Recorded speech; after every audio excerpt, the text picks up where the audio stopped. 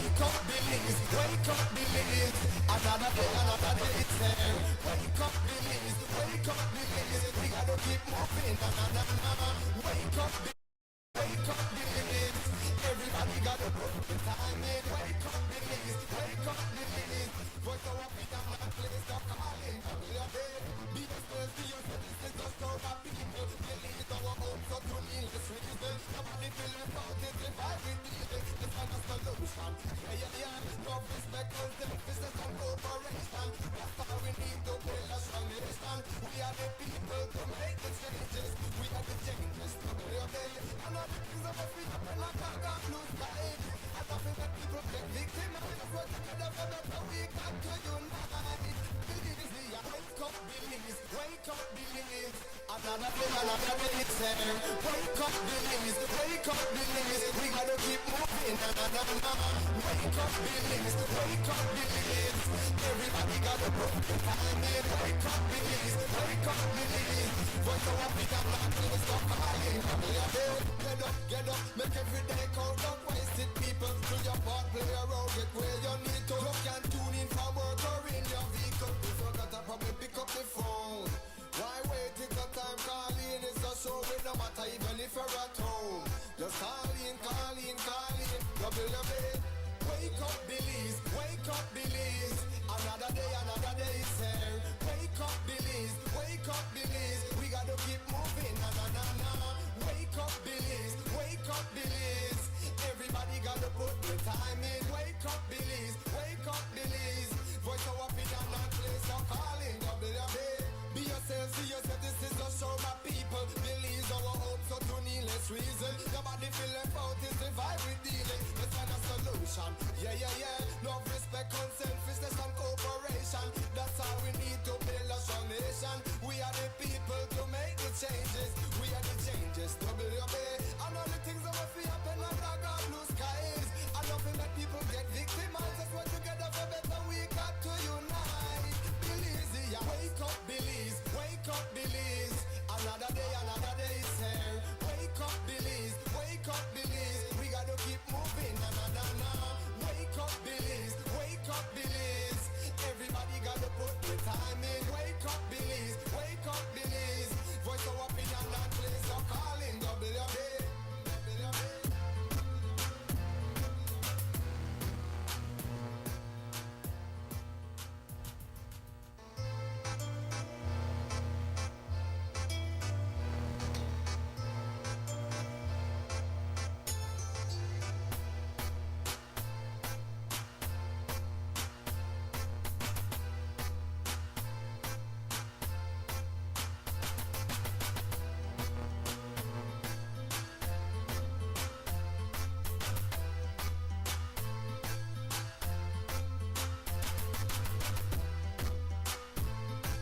Good morning and welcome to XTV and Creme Radio's WB Wake Up Billies Morning Vibes. It is Wednesday, yes, the 12th of June, 2024, 6:34 a.m. here in studios. My name is Numi. I'm so happy to be here with you this morning. I hope you have rested well and are ready to take on this Wednesday. Before we get into our Wednesday morning show, though, we have to give you the weather and the news. The news here is prepared by Creme Radio and XTV's news desk, and the weather report is prepared by the National Meteorological Service. This morning, our forecaster is Derek Rudon. Good morning. Relatively moist and unstable conditions prevail over the region and will support a few thunderstorms over some areas today or tonight. The 24-hour forecast is for sunny skies with a few cloudy spells today and cloudy skies at times tonight. Showers and thunderstorms will be isolated, with a few more developing inland this afternoon and over the coast late tonight. Winds over the open sea will be from the east to southeast at 5 to 15 knots, and seas will be choppy. Maximum temperatures today will be around 91 degrees Fahrenheit along the coast, 99 degrees inland, but only 84 up in the mountains. The outlook is for a few showers and thunderstorms, mainly inland Thursday afternoon. Then an increase in showers is expected over most areas Thursday night. There is a low tide at 7:58 this morning, a high at 1:48 this afternoon, another low 9:25 tonight, and another high at 3:26 tomorrow morning. The sun rose at 5:17 this morning and will set at 6:27 this evening. The moon comes up at 10:45 this morning and goes down at 11:33 tonight. In the sargassum update, there continues to be a high chance that more sargassum mats will drift ashore during the coming days. In the tropical weather outlook for the North Atlantic, the Caribbean Sea and the Gulf of Mexico, tropical cyclone formation is not expected during the next 48 hours. With that, we end this report from the Belize Weather Bureau. The first private radio in Belize since 1989. Creme FM presents the news. Informative, accurate, current information, local, regional, and international news, weather and sports. And now, the news.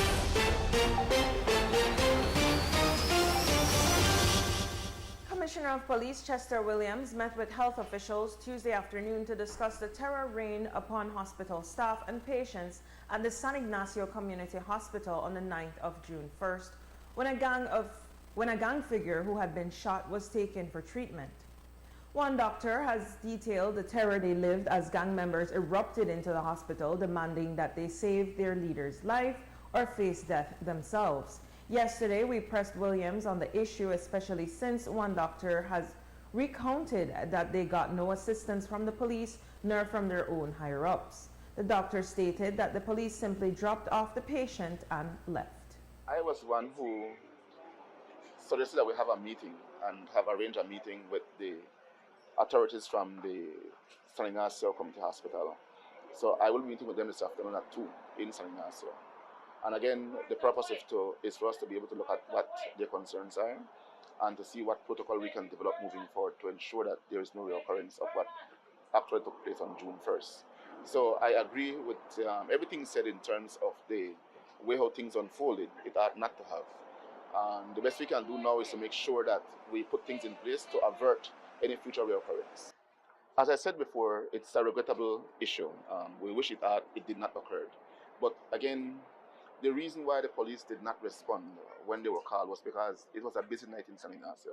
The police had other complaints that they were dealing with, and so they could not have responded on time as the hospital would have requested. And I do agree with the hospital and I agree with the police as well. I have to strike a balance, but we have to find a solution moving forward to make sure that should there be any reoccurrence, that what took place or the sequence of events that took place on that night in question do not reoccur. But Kampal, how many other incidents would there have been that night not to warrant police responding immediately when, in essence, that's a hostage situation? If you have doctors under the threat of firearm to say, "Oh, no need to save this person's life or else, oh no, one dead." The police were at a stabbing. They had a stabbing. They had, I think, a burglary, and there was another issue at a village. The police only had one vehicle that night that they could have utilized, and so that was an issue. As I said this morning on sunup when I was there, that the police in San Ignacio do have a mobility issue. 2 of our vehicles are down due to the fact that we cannot source parts from the local dealers in Belize. And so we're trying to see how we can get those vehicles up and running so the police will be able to have their full fleet of mobiles available to be able to respond to the calls of the public.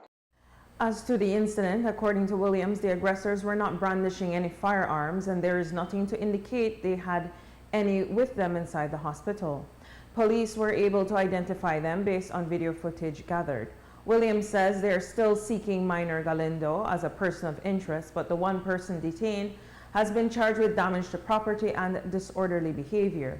After the review of the statements from the staff, the Compol says they will decide if other charges will be levied. Minor Galindo has since issued a statement to Cayo-based BBN saying that authorities are spreading misinformation rather than pursuing those behind his brother's murder.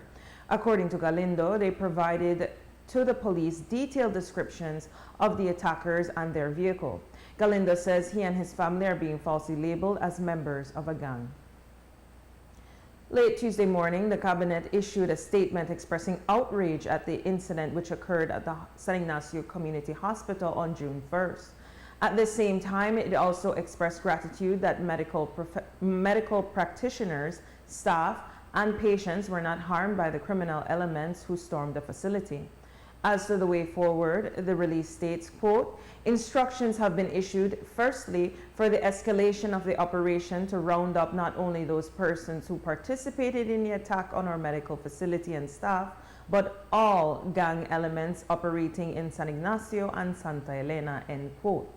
Cabinet also noted that it has offered its full support to the Ministry of Home Affairs and the Belize Police Department as they launch an intensive operation to address the security concerns of businesses in Santa Elena and San Ignacio. This includes an internal assessment of the police command and structure in that jurisdiction. Finally, Cabinet says it has directed that teams from the Ministry of Health and Wellness and the Ministry of Home Affairs conduct an immediate assessment of security patrol protocols at the San Ignacio Community Hospital and all public health facilities to ensure the safety of medical practitioners, staff, and patients. Prime Minister John Briceño has confirmed to Creme News XTV that government is working with the Central Bank of Belize to find a solution regarding financial difficulties facing the largest fishermen cooperative in Belize, Northern Fishermen Cooperative Society Limited. Reports emerged last week that the Belize Bank intends to move in on the cooperative as early as this week due to a non-performing $11 million loan. It is a concerning situation not only because the cooperative must meet payroll this week, but also because the lobster season will start at the beginning of next month and the cooperative will have to pay for product brought in by the 700 fishermen members. A member told us that the difficulties could result in a lower price being paid for lobster. We were told that last year the cooperative indicated a price, then reduced it by $2 per pound. While authorities have been mostly mum on these developments and an official at the cooperative told us they had no comment, we have received additional reports that the Central Bank of Belize blocked the transfer of the loan to Holy Redeemer Credit Union HRCU under more manageable terms.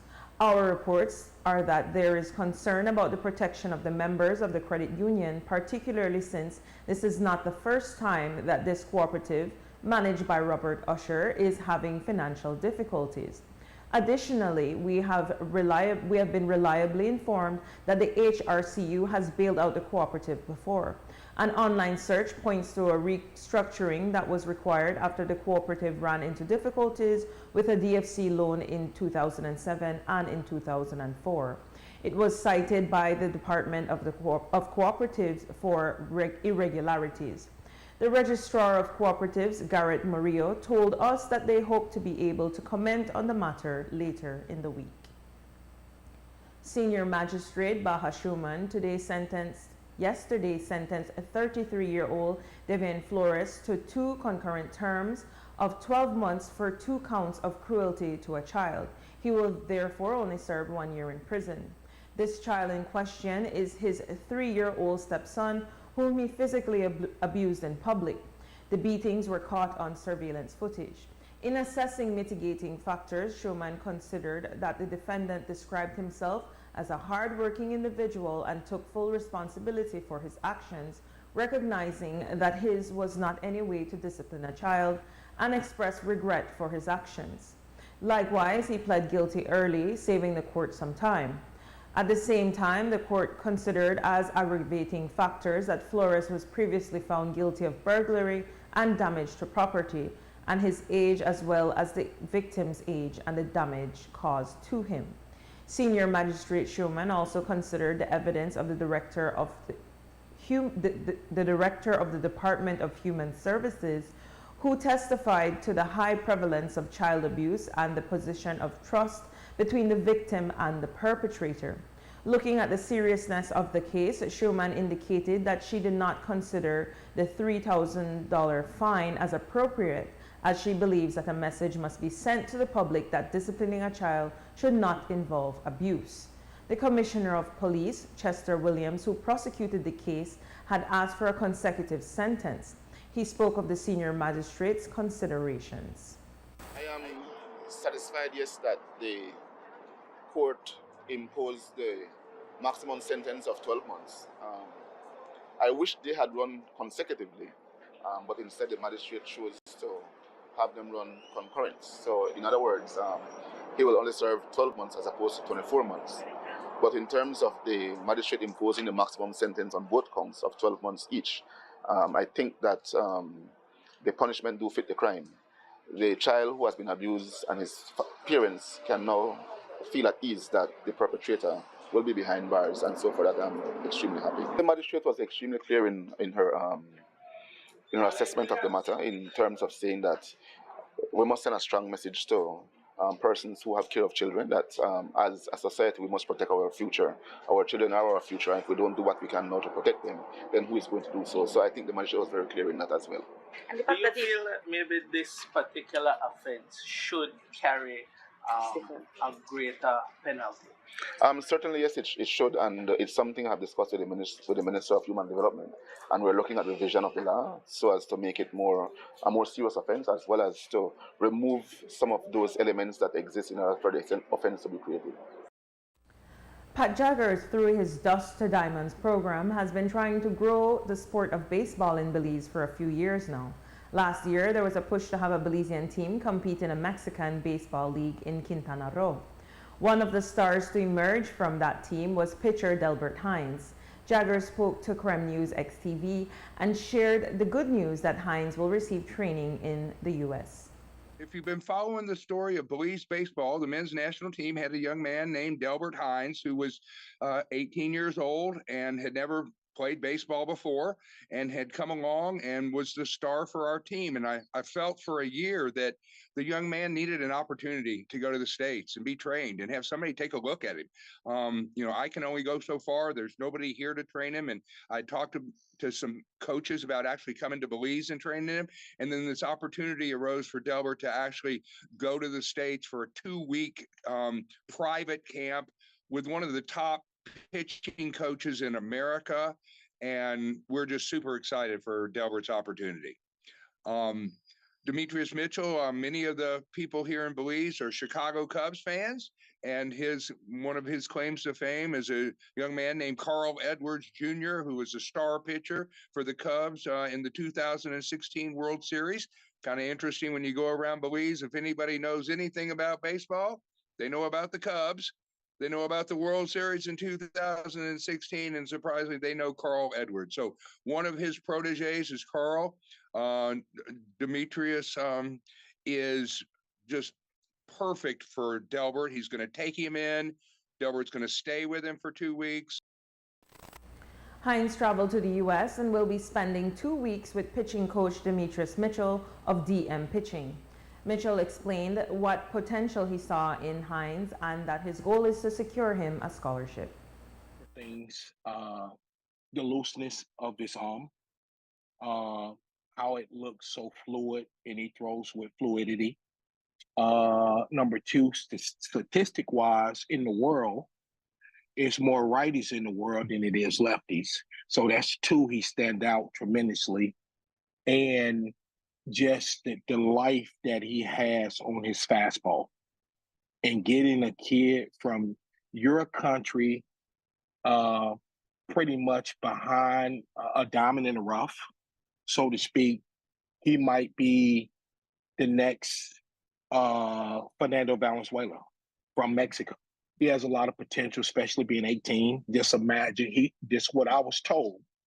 He throws he touched 88, not saying he throws 88 miles per hour. He topped out at 88 miles per hour, basically with no mechanics. He'll be working out every day. And from Houston to Alabama, from Alabama to Georgia, he'll be trying out for different schools to try to get a scholarship and start school in August.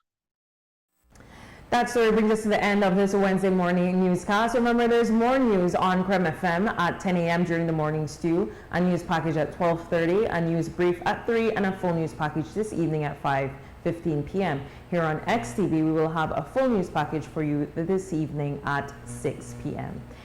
It's 6:49 a.m. on this 12th June 2024. We'll take a short break now, but stay with us because when we get back, we jump into this Wednesday morning edition of XTV, Creme FM's WB Wake Up Belize Morning Vibes. The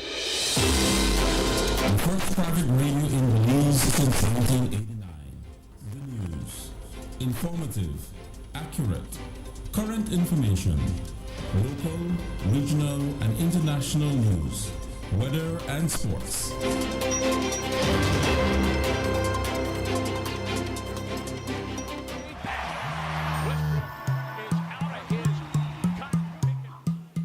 Babe, I'm going out to pay the water bill. You don't need to go out. You could pay it from your phone. Look.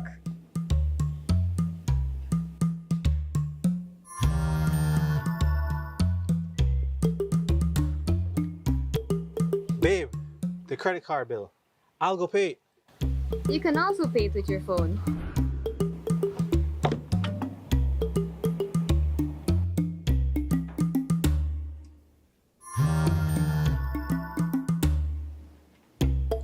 Babe, Yes, love? I need to go deposit the babysitter's pay. You really want to go out, don't you? It's okay. I will make the transfer and you go play ball.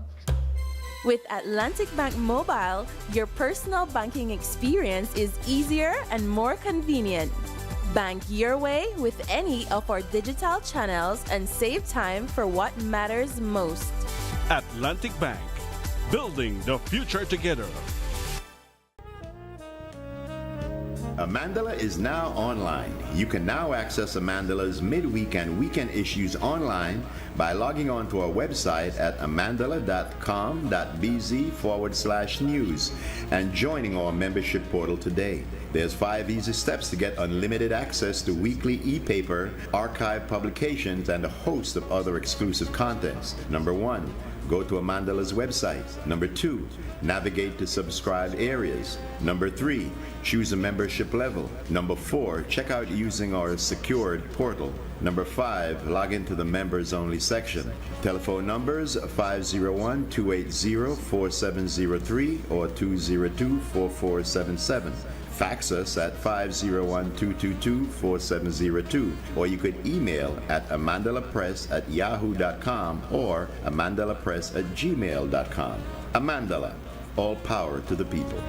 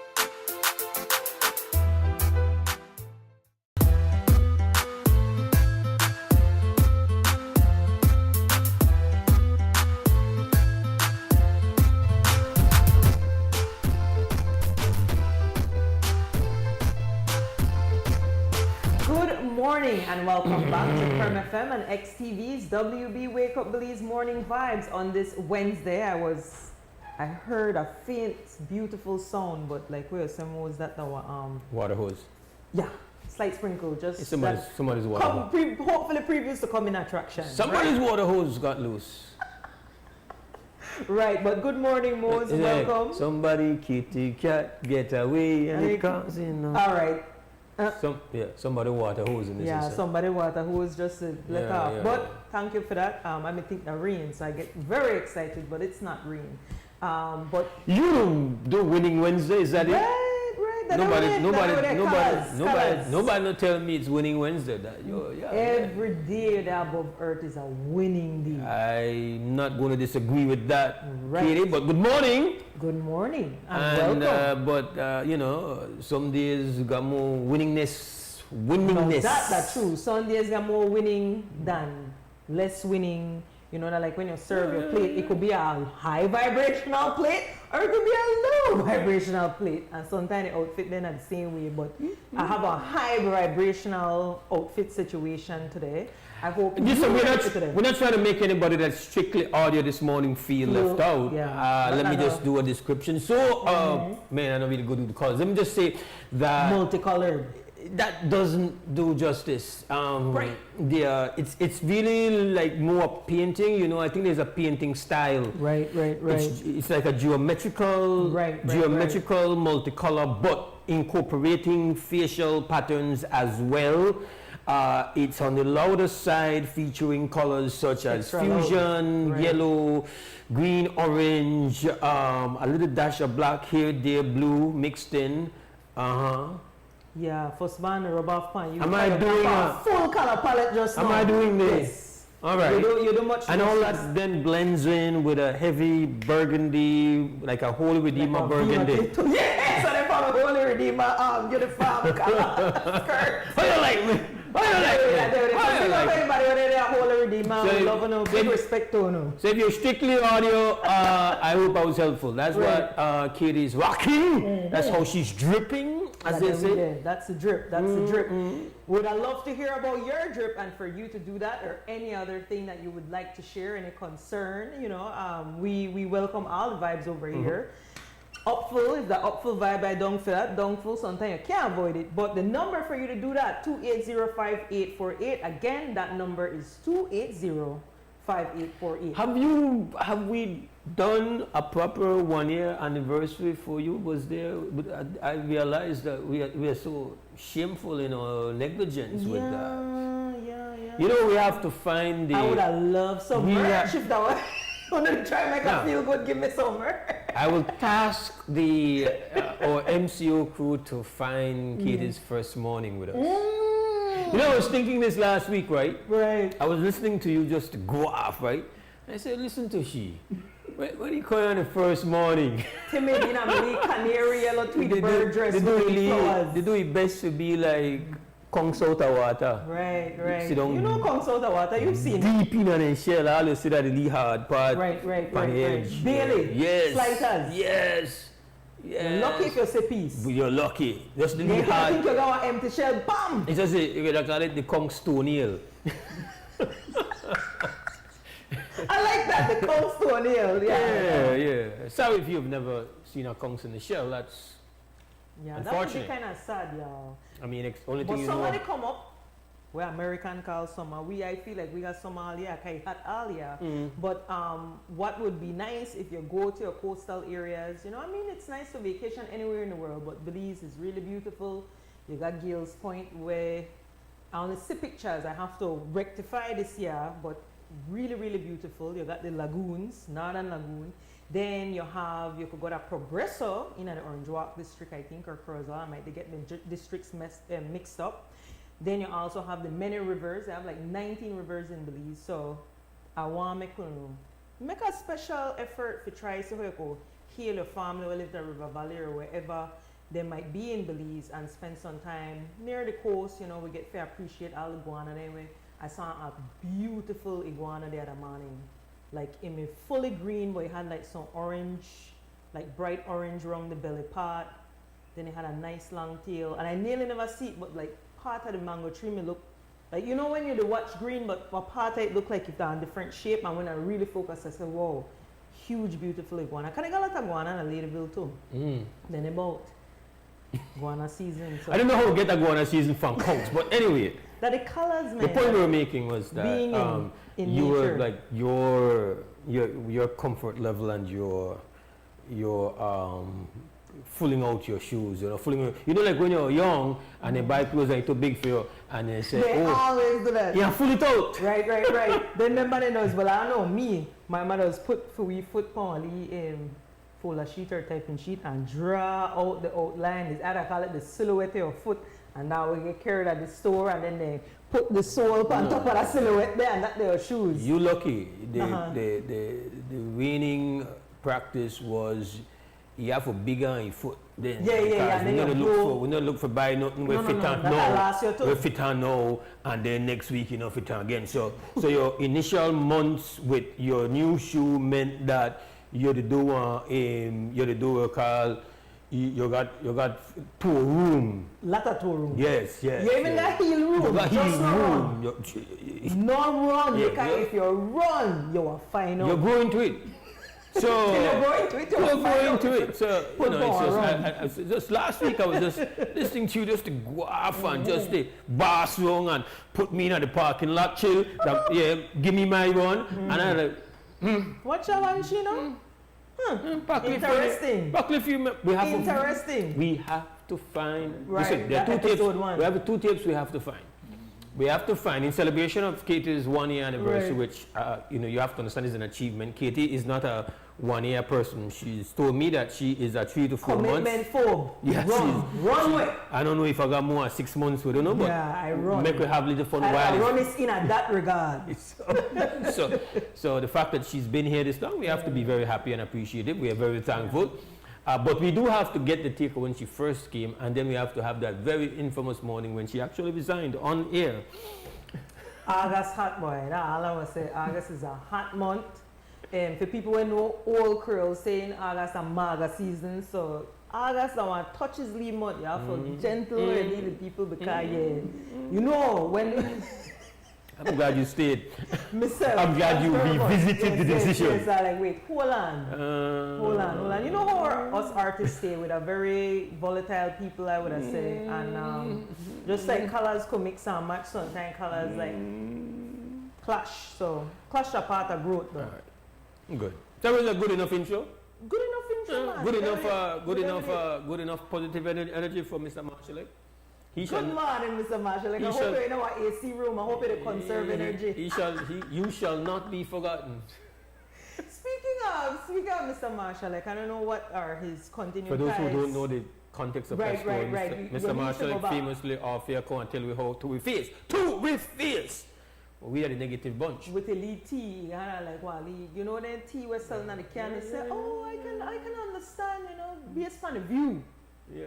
Based on the not only did he diagnose our condition, but he also found an explanation for what it is afflicts us. Well, attorneys are wont to do that. Which, in his view, maybe was generous. Maybe the man figure saying maybe by suggesting that we don't walk or come upstairs using the cemetery view. Right. Maybe we use the alternative step. There is an alternative. There's an alternative because if you know zinc, you know. It's the house built the house built by WUB for sex. It has multiple steps and multiple entrances and multiple ways to get in and get out. Which is very good for many things. For many things. If you know WUB for sex, emergency. If you know WUB for sex, you understand. Remember at our party, I used to somebody where you dodge and you need to find what alternative exit. I don't know if that was WUB for sex is thinking, but I'm saying if you know WUB for sex, you would know why there was such a labyrinth. Right. So a labyrinthine set of entrances and exits. But I think we were diagnosed and then basically led towards a solution. So we hope that our little positive, little no doom or gloom and doom free intro segment. No, ladies and gentlemen, can we about to change the gear? And be yourself. Tighten up then, put your seatbelt, please. We don't want nobody get ticket today. Katie Usher, what's going on this Wednesday morning besides your winning outfit? So I was watching the news yesterday, as I am wont to do, with a lot of different news all over the world. And I noticed an interesting letter from the Bar Association in defense of a young Miss Leslie Mendes. No, I know liar, and my man a liar, no rules better than we. So I'm not condoning or I'm not minimalizing her experience at the Colby Foundation, but I will say I found it a bit odd that the good attorney, knowing the rules, decided on a particular outfit choice. Now I understand, right? According to the Colby Foundation rules, the rules, I had a stint where I used to go visit somebody who was very close to me at the Colby Foundation, and yes, they have a lot of rules, and yes, I don't agree with the rules, because my thing is that dress code, when you look at dress codes all over the world, I find dress codes to be very elitist, and I find them to be anti-black. And Carla and Sio, but I want you to allow me 2 seconds. No. But you're on, Carla. Yes, go through.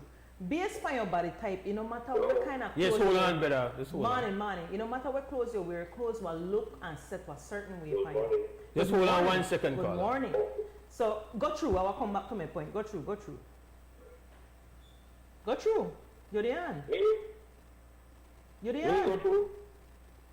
go through, make you go through. Good morning, Mose. Oh, but why? You see what you do? You see what you do? You to experience, I've never called the radio and bash the commissioner of police. As a matter of fact, I have called and defended this guy so much. I am the assistant commissioner of police. Well, I don't know if he agreed that, but go through. But hold on, brother. Hold on. Calmo, hold on. Because I think I put you on so we don't lose you. Right. Not that I never want Sister Katie finish off the point, because I don't want you left halfway and people know. I could call back Mose. No! You big like that. You big like that. So you can't listen to Katie on you big that you know that credit problem. Come on now, Colin Moore. We know. I never credit problem. So Colin Moore got smart, his credit never done. Never. Ever.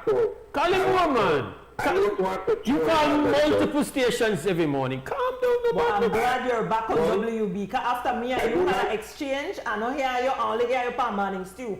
And if you think I don't listen to Morning Stew, I do. So I know, Because I can't get you a call, you know. Man, I know this number, man. Not do that. Talking. You want to tell me something? 48 times Monday night. I don't know if Love FM wants me to show up at their home Monday night.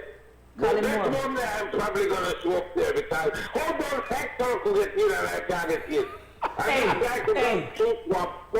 Hey, Colin Moore, hold on, you know, can I done Hector Silva, please. Don't Hector. Come on, make it up. I am not calling to defend Hector, William. Okay. I'm not calling to throw him under the bus. I'm calling to run him over with the bus. Blast the bus over him, reverse back. Say nobody wants to play it, babe, and reverse back on him. Oh boy. Man, we need to do good what happened.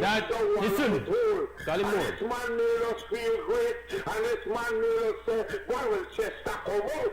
Chester will go defend this case, and we want to get this thing, and the man will get what 10, and the man will get it. 1 year, the man gets 1 year. 1 year? 1 year. And one of the judiciary, line up all the judges and slap each one of them 17 times and kick them 4 times in a ring. So Colin Moore. What's wrong with me? Okay, but I tell you, Colin Moore. Last week, 2 men walk home free. The man gets shot, they tell him and they shot her. The man got blood for his slippers, and the judge said we have to let the man go. I think we are better judge than these judges when we get but Colin Moore, we can't even pronounce. Colin Moore, you must understand the situation here, because you I'm say going to have a heart attack with these judges. The way I hear you for true, because my thing is you must see that the issue is our culture of violence, because your solution to the fact that that individual only get 1 year, myself I never really happy with it, but I would take that as opposed to nothing. Your solution is that you slap up the magistrate, you slap up the judge, you run over Chester so much time, and I like, God forbid, man, that our problem with violence will be responding with violence. So we have a culture of violence, Cullimore. You see, I'm a very violent person. Why though? I am very violent. Why? Look, I learned how to get violence under control. I call the radio and I let it go, let it go, let it go. Oh, you went frozen too? too? That it has been over 5 years that I unleash violence on anybody. I have learned to let it go. But I'm going to tell you, man, I wake up this morning and I couldn't sleep good because I want to know. If Winchester come out with that truth and gone and, man, if that's the way he not study law for better, he give that up.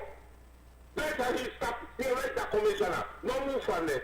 Because if you're an attorney and you went to court, my brother, and this was so, we saw it, we saw every blow. Right. And you would tell me that that's it? Man, I know, man, we do a lot less than that and get far more time than that. Right. What's wrong with us? No, I don't know, man. I don't know. I want to tell you something more. The person who did the thing is a very good friend of mine. As a matter of fact, he works for me about 5 years. This is not me hating the guy. I know this right. I am appalled. I'm shocked. I wonder why. You know, I catch cold feet when I cringe, when I think. This kid used to go pick up my $2 from school. Ooh. My skin cringe. But I know my daughter will worse than me. If me just go and so and she reach him and tell me that you don't need it. My daughter is worse than me. You know? But I will tell you something. I would just think, not 10 years could be excessive. 10 years could be excessive. You're allowed to talk. Cullimore. Cullimore. It's a joke. Cullimore. Cullimore. Cullimore. Hello. Yes. Now let me ask you this. Obviously, like anybody that saw the tape, it was outrageous brutality. Right. Frightening. And so everybody said, oh, disgraceful. And everybody condemned, and you are saying, no, 1 year punishment. Oh my goodness, this should be more. If he should get more, what then should be the prescription or should be the punishment for those who today are beating their children? And how, and let me finish, but you don't want to finish the question. I want to finish the whole question for you. If we are to be, and I saw this actually online in response to the P. Diddy video. Oh. So everybody, I don't know if you have seen the Diddy video of him beating his then better half like he would beat a man per se. Oh, not only hands, but he kicked her. Right. He tried to drag her. It's ugly, right? And I saw a YouTube commentator make the point. If you are not reporting your nephew or your son or your uncle or your in-law or somebody close to you that is beating on a woman, and he actually quoted the stats that let me finish. He quoted the stat that about 40% of black Americans are experiencing domestic abuse. That means that almost 1 out of every 2 experiences domestic abuse. Right. But the level of reporting of that and the level of accounting for that. So if you are outraged at seeing a video, you are being hypocritical if you are not walk on a regular basis where you are keeping accountable that kind of punishment. So we often have that reaction to that guy doing that, but we have been on this show many times where people have been calling that the problem we got is that we not beat kids enough. We complain that teachers are not beating kids anymore. We complain about it. We can't have both ends because we can't have both ends. That's my question to you. Are we trying to have both ends? Yes. Yes. There is a difference between discipline and abuse. Far big difference. I'll tell you something, Mose. You know why we have the problems we have? Because they took away the power of teachers to discipline children. I don't agree with this shit in a corner. Look at what kids do in America when they get upset. They go and shoot everybody at the school. You know why? Because nobody disciplined them. There is a thin and a fine line between what we call discipline. And listen to me, Mose, I was raised with my mother. And I was tell you I got about 14 bus head. And whatever my mom grabbed, that's the way me I stole away. All right. I do not hold an ounce of hate to my mother. My mother loved me so much she beat me out of prison. She made sure I would not be there by the beatings I got, by the discipline, son. And this is hurting me more than it hurts you. But you can't do this. But the problem, I have a son that's 22 years old. He never got a beat in his life. You know why? When he was about 2, whenever time he had touched something, I hold his hand and I go, but they shine like I'm a lash up my hand. And I point, no. And this child never needed lashing. You want to know why? Because some children will go through life without a problem. Then you have children who are like me, who will be at the police station 29,000 times, who will be at the hospital, who will be at the front, and we need, sometimes I think about it more, right? More. Some children will have a wonderful life. They'll go to college, they'll sail through, they will never have an issue with life. And then you have people who one drop, one get up, one drop down, peel off a head. And that's me. I have been there, but I will tell you, my mother lashed me, and one single day, well, my mother threw a cup of coffee on me one morning. And my skin is so delicate, Mose. I rub my chest and peel off the whole thing. Now, the social and the people would want it to believe that my mother was abusive to me. My mother didn't abuse me. My mother drank hot coffee. Or my mom water we bathe with. If you throw that fire, boy, you're a ball. My mother never do that because my mother liked me. They took it out of proportion. Now, I will tell you one thing, Mose. You know I have an older brother who's very famous. He's a policeman. He's older than me. My mother went to work, left us at home with a babysitter. I took the babysitter.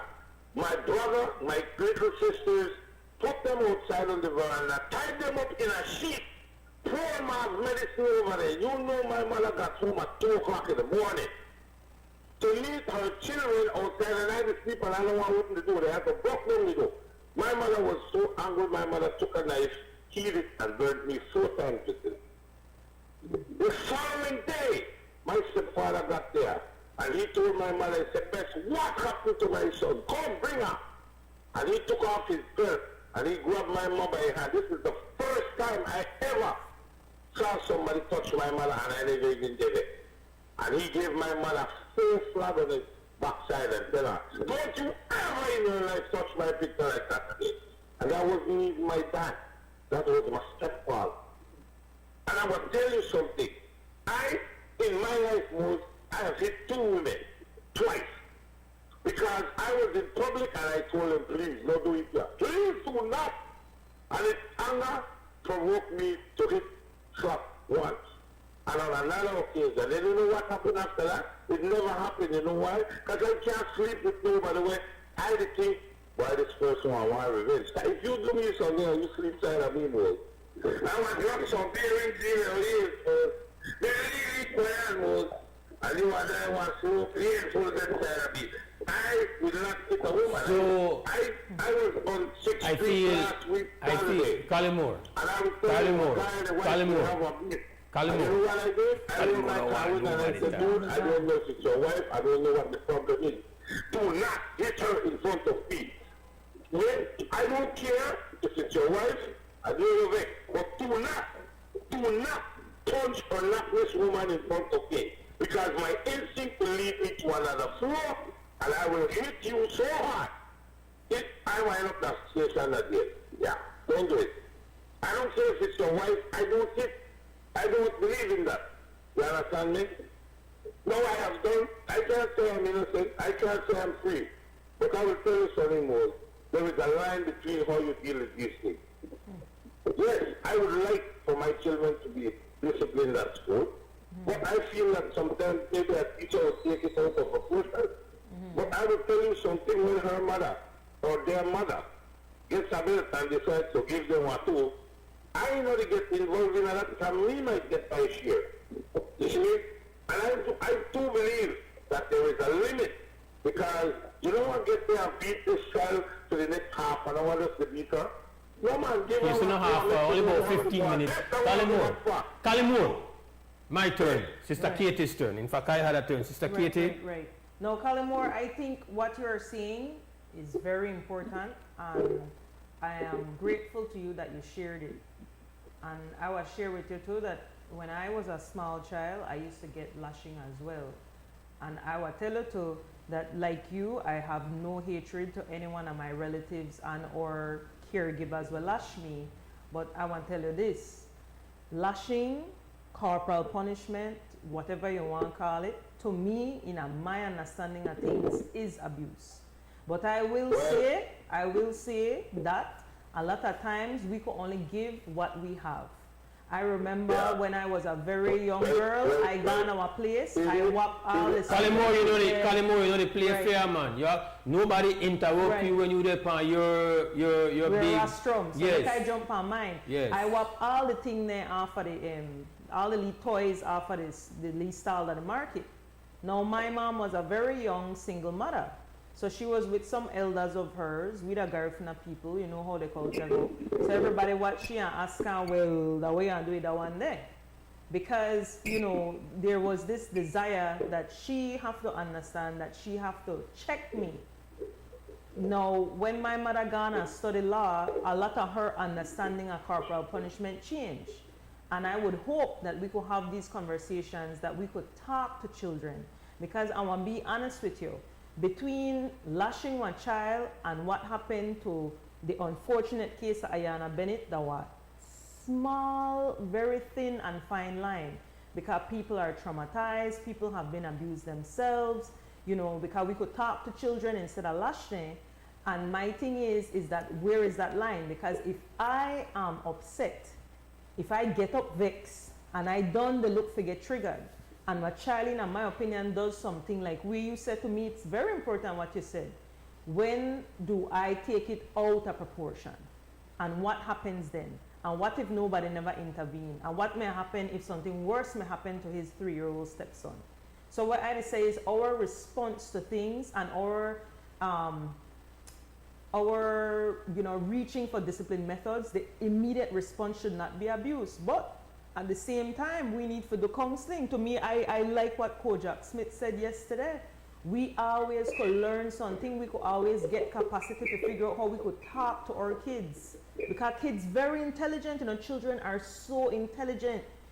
I remember when my mom would explain to me, Katie, you can't go to the dance, this, that, whatever, you have your homework, this, that, whatever, and I upset, you know. But I understand because she explained to me. Now, if she just walk me up on whatever, not only will I not understand why our conversation turned into physical abuse, but also to, my thing is, I will do that anyways, but now I have a very warped idea of how to deal with problems. I think that if I have an issue, I need to punch, like where I need to run over this one, I need to slap up this one, I need to bond this.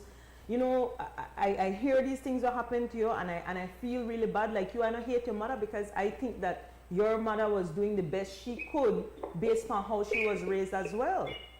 We have to remember that we come from nations where were once enslavement plantations. That the how they does deal it. We whop up, we lash up, we burn, we knock out with teeth. I'm glad you raised it. The point is that we love our parents, we love our grandparents, and we love where we came from. And we know that they love us, but that does not mean that calling abuse is somehow a violation of that love. What you just described to me was abuse.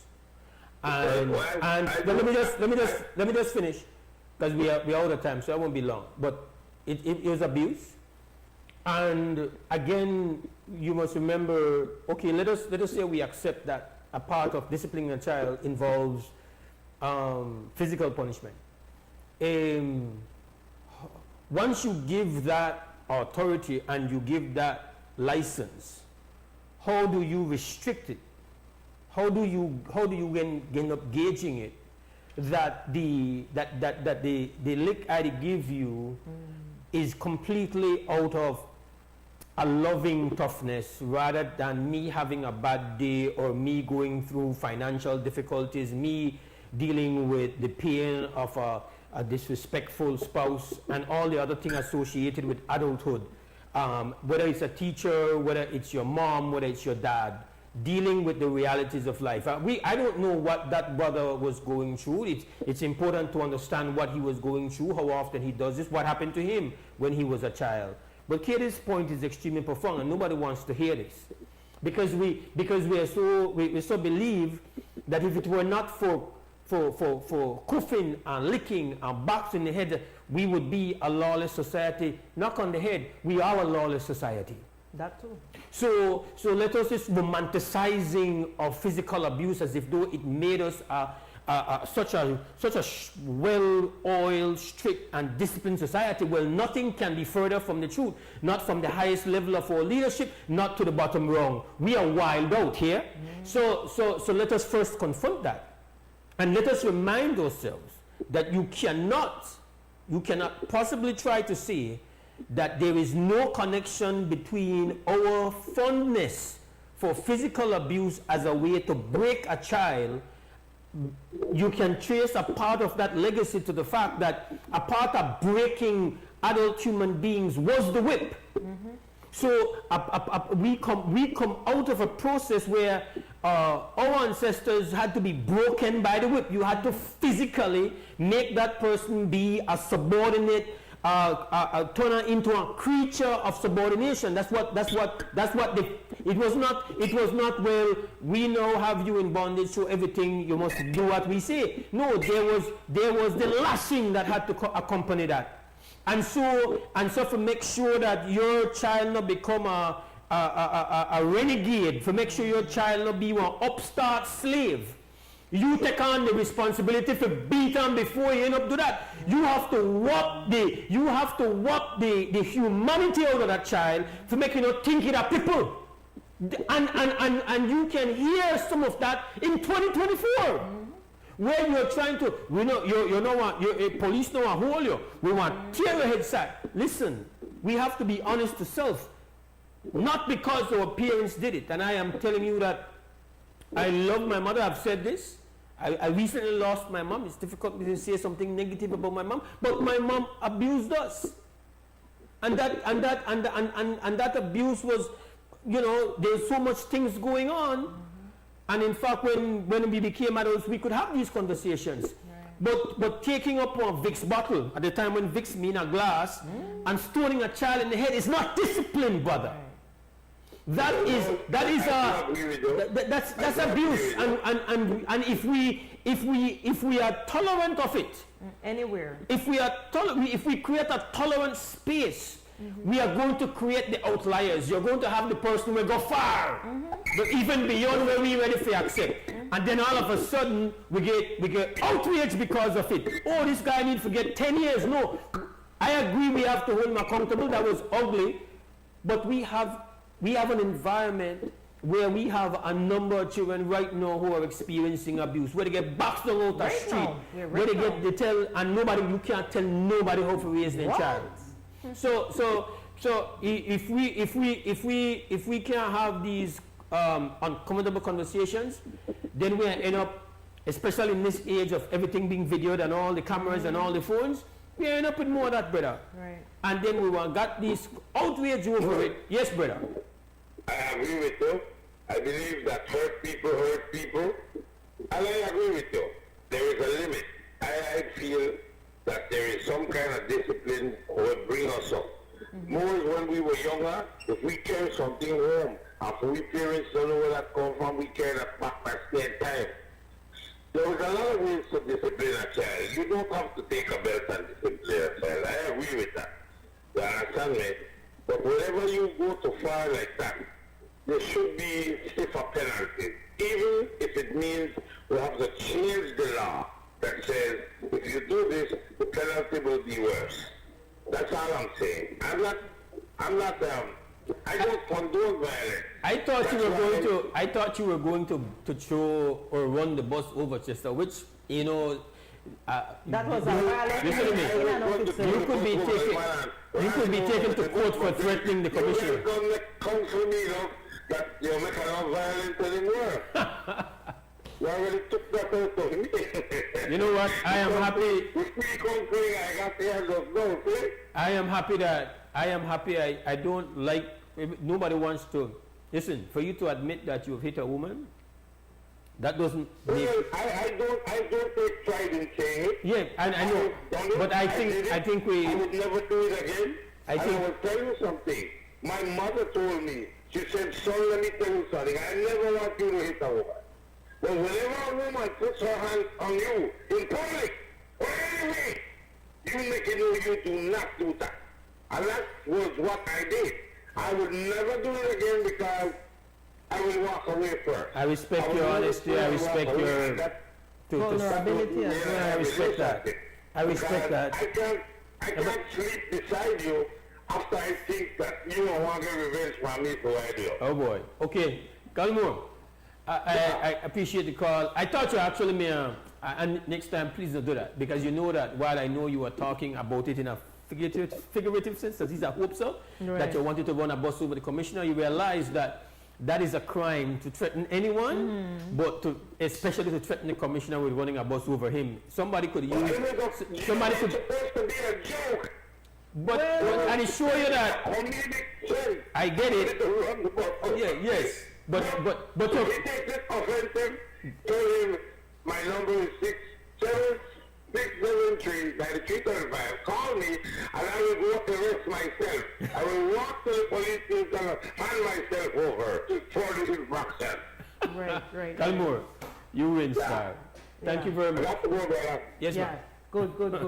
Yeah. Galmore don't stir the pot here. Right. I want to work make we building even in our comedy or how we be funny, in that we extract violence from we mindset. Like we have a base setting which is violence, and that's the solution. I see your caller, but we do have 2 cents scam, so I want to thank 4 Point Security for sponsoring our 2 cents scam. We will take a break, but stay with us because it's an important conversation. We will be right back with guests, and then we'll swing right back for that.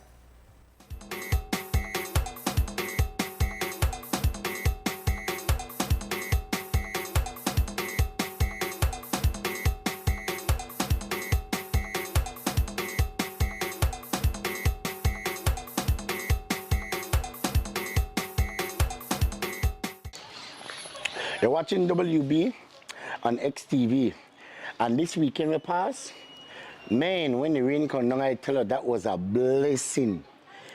Because hear the people in 2 cents and how they feel about the rain they come down, and now the mango then get sweet. I mean, the farmers didn't like it.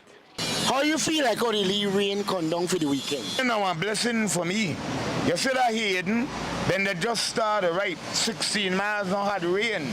Now when the rain drop, all the mango that 60 so, the next month and a half till the mango season done, I got mangoes every day and 1 day. Yeah, how you feel like how the rain come down? Man, it's loving. I sleep like a baby, you know. Sleep like a baby, loving. That's your 2 cents? That's my 2 cents. 2 cents question of the day, Mama. Like how the rain come down for the weekend, how that make you feel? I feel like I did a beach for once while. Serious? Yes, man. This sun they kill me out there. Sure. So I'm glad when the rain comes. Yes. That's your 2 cents? Yeah, that's my 2 cents for today. All right. Hello. 2 cents question of the day, brother. Yes, man. How you feel like how the rain come down for the weekend? Yeah, nice blessing. Make crops make grow more and develop like hog panty with my wife. I think. That's your 2 cents? Yes, sir. All right. 2 cents question of the day, right? How you feel like how the rain come down for the weekend? But it's a blessing. We need a rain, boy. Ground them dry. All the fruit them are going to get flourish. Yes, all the mango yeah, need water. God bless the rain, my brother. How you feel like how the rain come down? Man, I love it, I love it, my brother. Because I need it. You're 2 cents. Yes, sir. 2 cents question of the day. How you feel like how the rain come down for the weekend? Look at me in our blessings because at the end of the day, look at the planting, so I just bust out. What the planting just bust out? Yes, man. Look at so you do farming? No, man, I got the plant back on my yard, man, right? I got the planting. I just get the water. Yes, man, I get the water, boy. Look at it, bust out, boy. Look at it, pretty right now. So I know later when I know I got planting, so watermelon. Boy, look at it, if you like that, it's small, right? I look at it, boy, that's so like, you know, boy, look at it, today. 2 cents, that's your 2 cents. Yeah, my 2 cents, man, so look at it, the rain a blessing.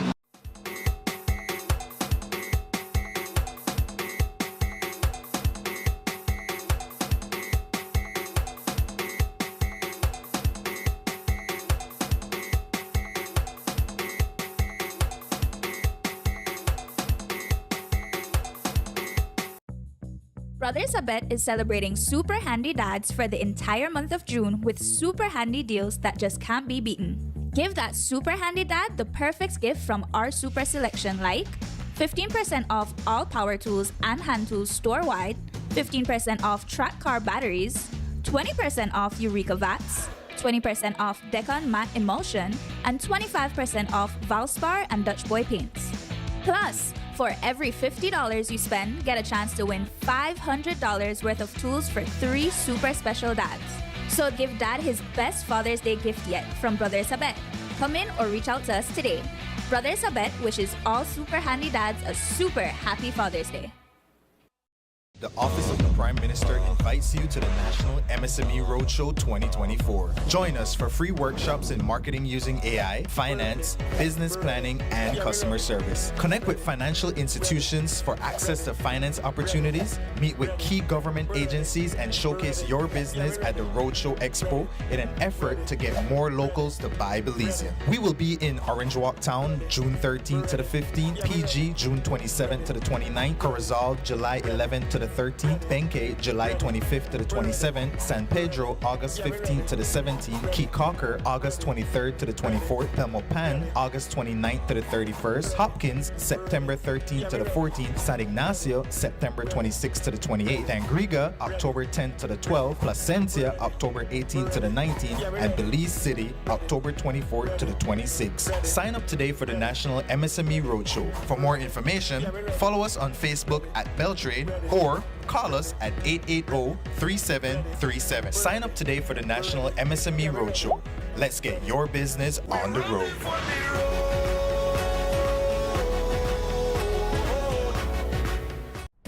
This plan, I can't leave this plan. Smart Belize! Hey there, smart thinkers.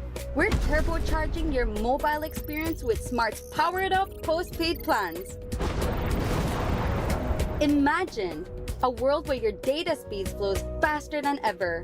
Well, guess what? We've cranked up the dial and unleashed the postpaid power of Smart's lightning fast LTE data on all our postpaid plans. That's right, no speed bumps, more data. It's like having a limitless highway of data speed at your fingertips. Whether you're a lone ranger with an individual plan or a squad rolling with a group plan, everyone gets to surf, stream, and share at enhanced, full, high-quality speed. Switch to Smart's powered-up postpaid plans today and ride the wave of postpaid power. Visit any Smart showroom or smart-bz.com for details and make your mobile experience smarter and faster. Smart, bringing people together. I know I can't leave this plan. I can't leave this plan.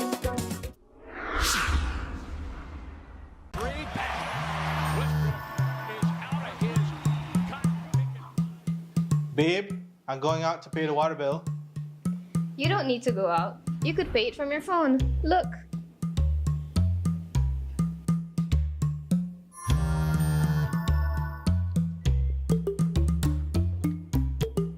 Babe, the credit card bill. I'll go pay it. You can also pay it with your phone.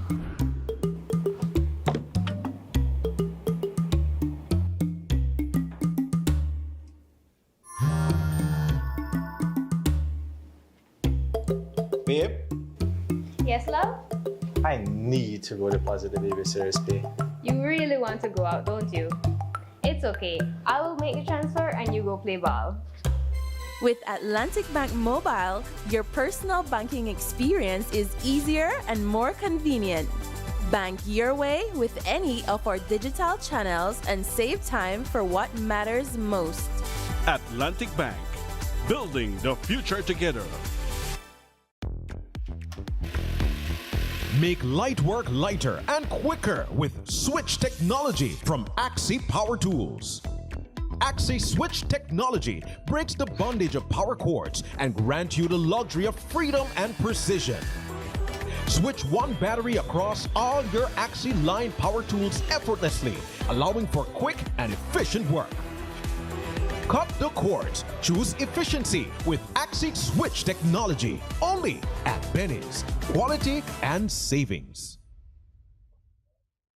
Belizeans all around planet Earth, this is a roll call. A roll call for all Belizeans living abroad. In a world that is becoming more uncertain and unstable, children and descendants of the Belizean soil must find common ground and align. Mark the date and make your plans. June 19th to June 22nd, 2024 at the Marriott Airport Hotel, Los Angeles, California. It's the historic first ever Belize Diaspora Summit. This summit will feature panel discussions featuring leading diaspora leaders and achievers. The Belize America Chamber of Commerce will host its annual business forum. There is a special delegation from the Ministry of Natural Resources to facilitate land queries for those in the diaspora, and a grand gala event to cap the Belize Diaspora Summit 2024. For registration and for more details, email info@BelizeDiasporaSummit.com or BIF 2024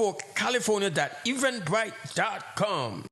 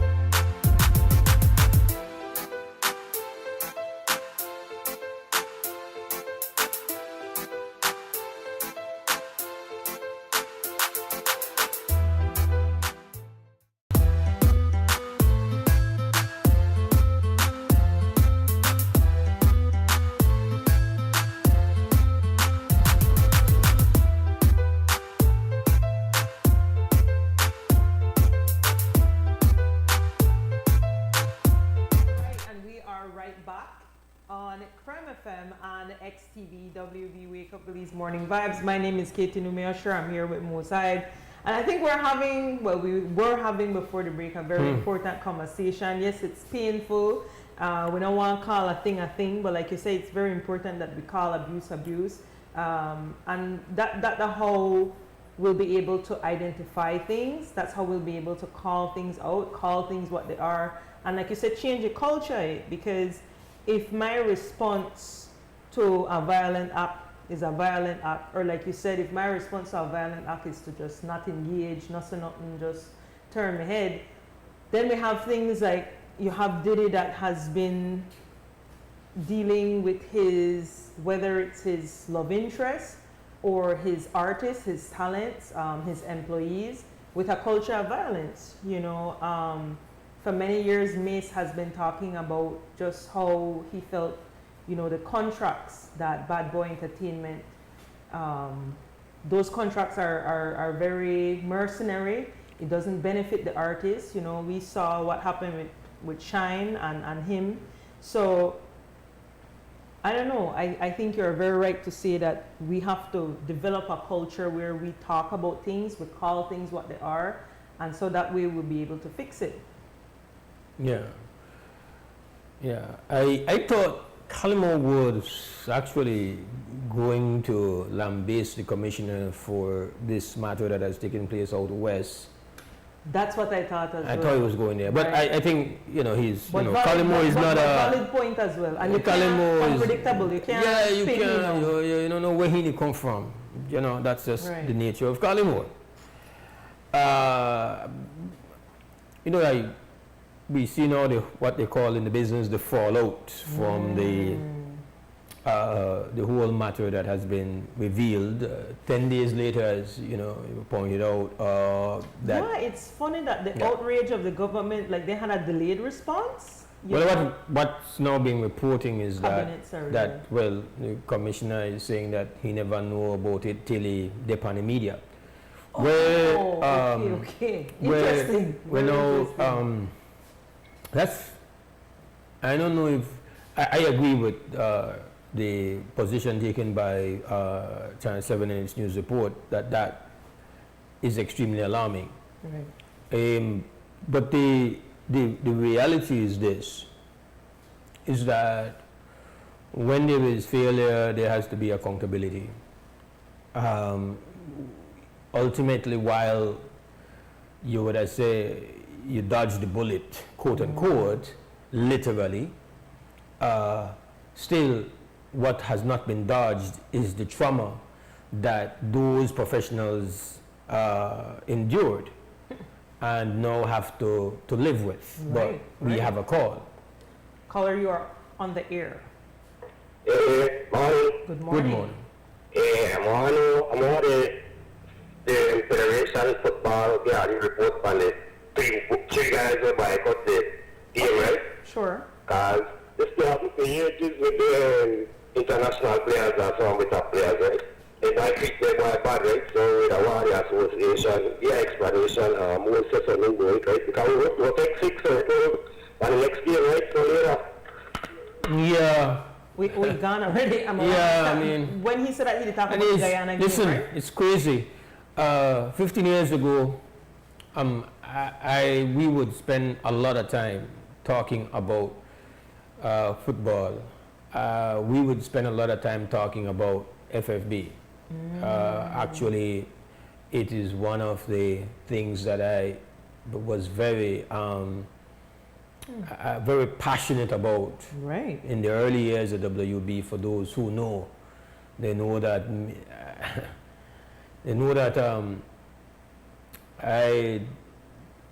in fact, in the Reach and Point report, me and a caller start fight talks, talking about violence. After our football game? After the issues surrounding football, and we're very passionate about. Right. The caller at the time was aligned with the federation and was called in defense of the administration of football, and we had it out, and then the thing started to talk, well, if you don't like it, you go come to the studio. Come to the studio, yeah, because, you know, man and a punk, we stand up, crazy talk. Deep. Wild and immature and out of order. And I learned from that. So, you know, I had crazy moments on WUB, as you could imagine. This is the 25th year at WUB, and in its early years, as you know, showing, unfortunately for me, we were not on TV. We probably could draw up in a video from my early moments, which I'm very appreciative of, which I'm very fortunate that they don't exist, because I was, you know. You're young. Yeah. 24, 25? No, I started when I was 27. But you're young. I mean, what you said that part of your brain really connects to about, I think, 24, 25. No, well, you know, 27 to be driving a vehicle like this is this a vehicle? Yeah, this is the, yeah. So yeah, that's how deep though. So when the caller said, Mose, we want to hear your thoughts on this, I think maybe he's reflecting that used to be my thing. Oh, it beat you. Yeah, well, and especially I remember one morning I had said that, you know, we are buy some boat and we are put certain people on the boat and throw them out at sea. Yeah, ship them out. Unfortunately, the reality is that there's been a lot of turmoil in football. And now this is just another page of that turmoil. Yes. And I don't know enough of the details to speak on it. The footballers in question who apparently decided that they were not going to play against Nicaragua felt that it was, they have put out a release. It's not big on details.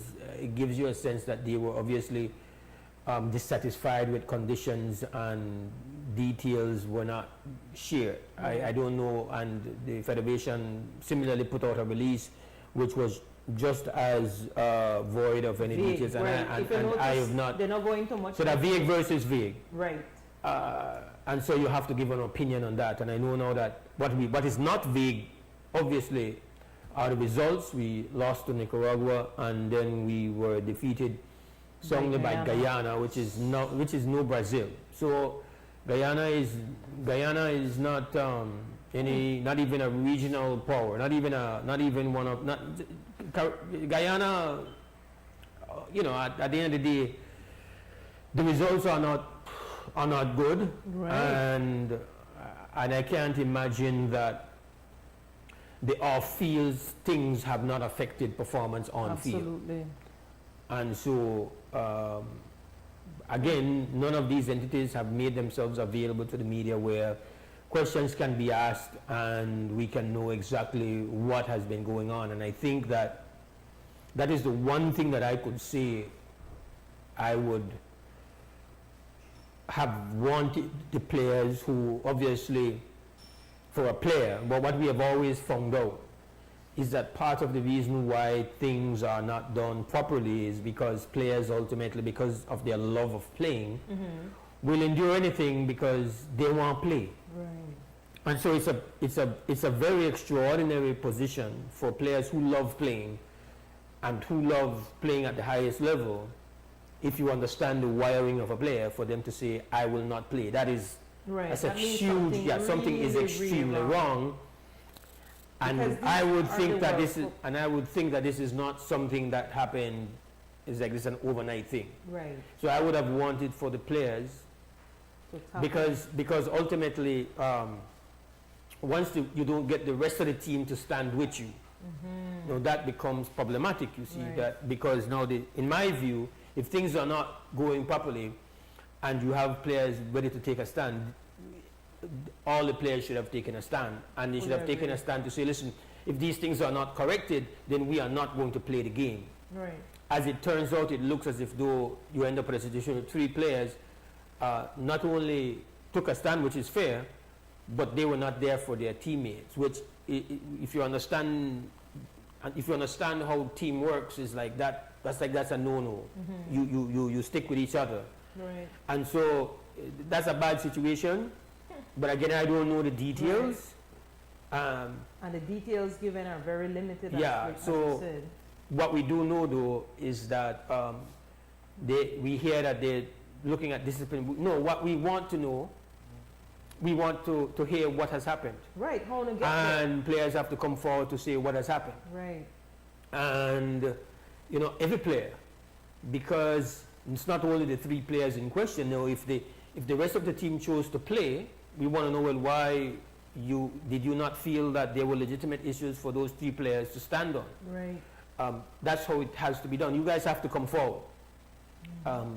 Ultimately, while I have not even as much as watched the games, and you know, admittedly, I have really, and I've said this, I have taken I put one safe space between me and football, because I don't think it does me well. Okay. I think it triggers me in a bad way, and I have often quoted the words of the song that says, "Only a fool breaks his own heart." So, that's my. When it comes to football, that's my position on it. I've been through it, and I am not. I know nothing about how they. I know that what I have seen, that there's been some commitment for development. I've seen, or at least I've read about certain commitment to try to get women's football up.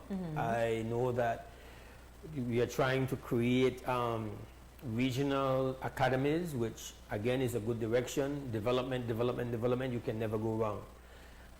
I don't know how well the national team processes are being managed, how well they are being supported, how inclusive the decision making is, or whether it's just, as we have seen in the past, where it's really a dictatorship. Right. I can't speak to those things, and those things do matter. Right.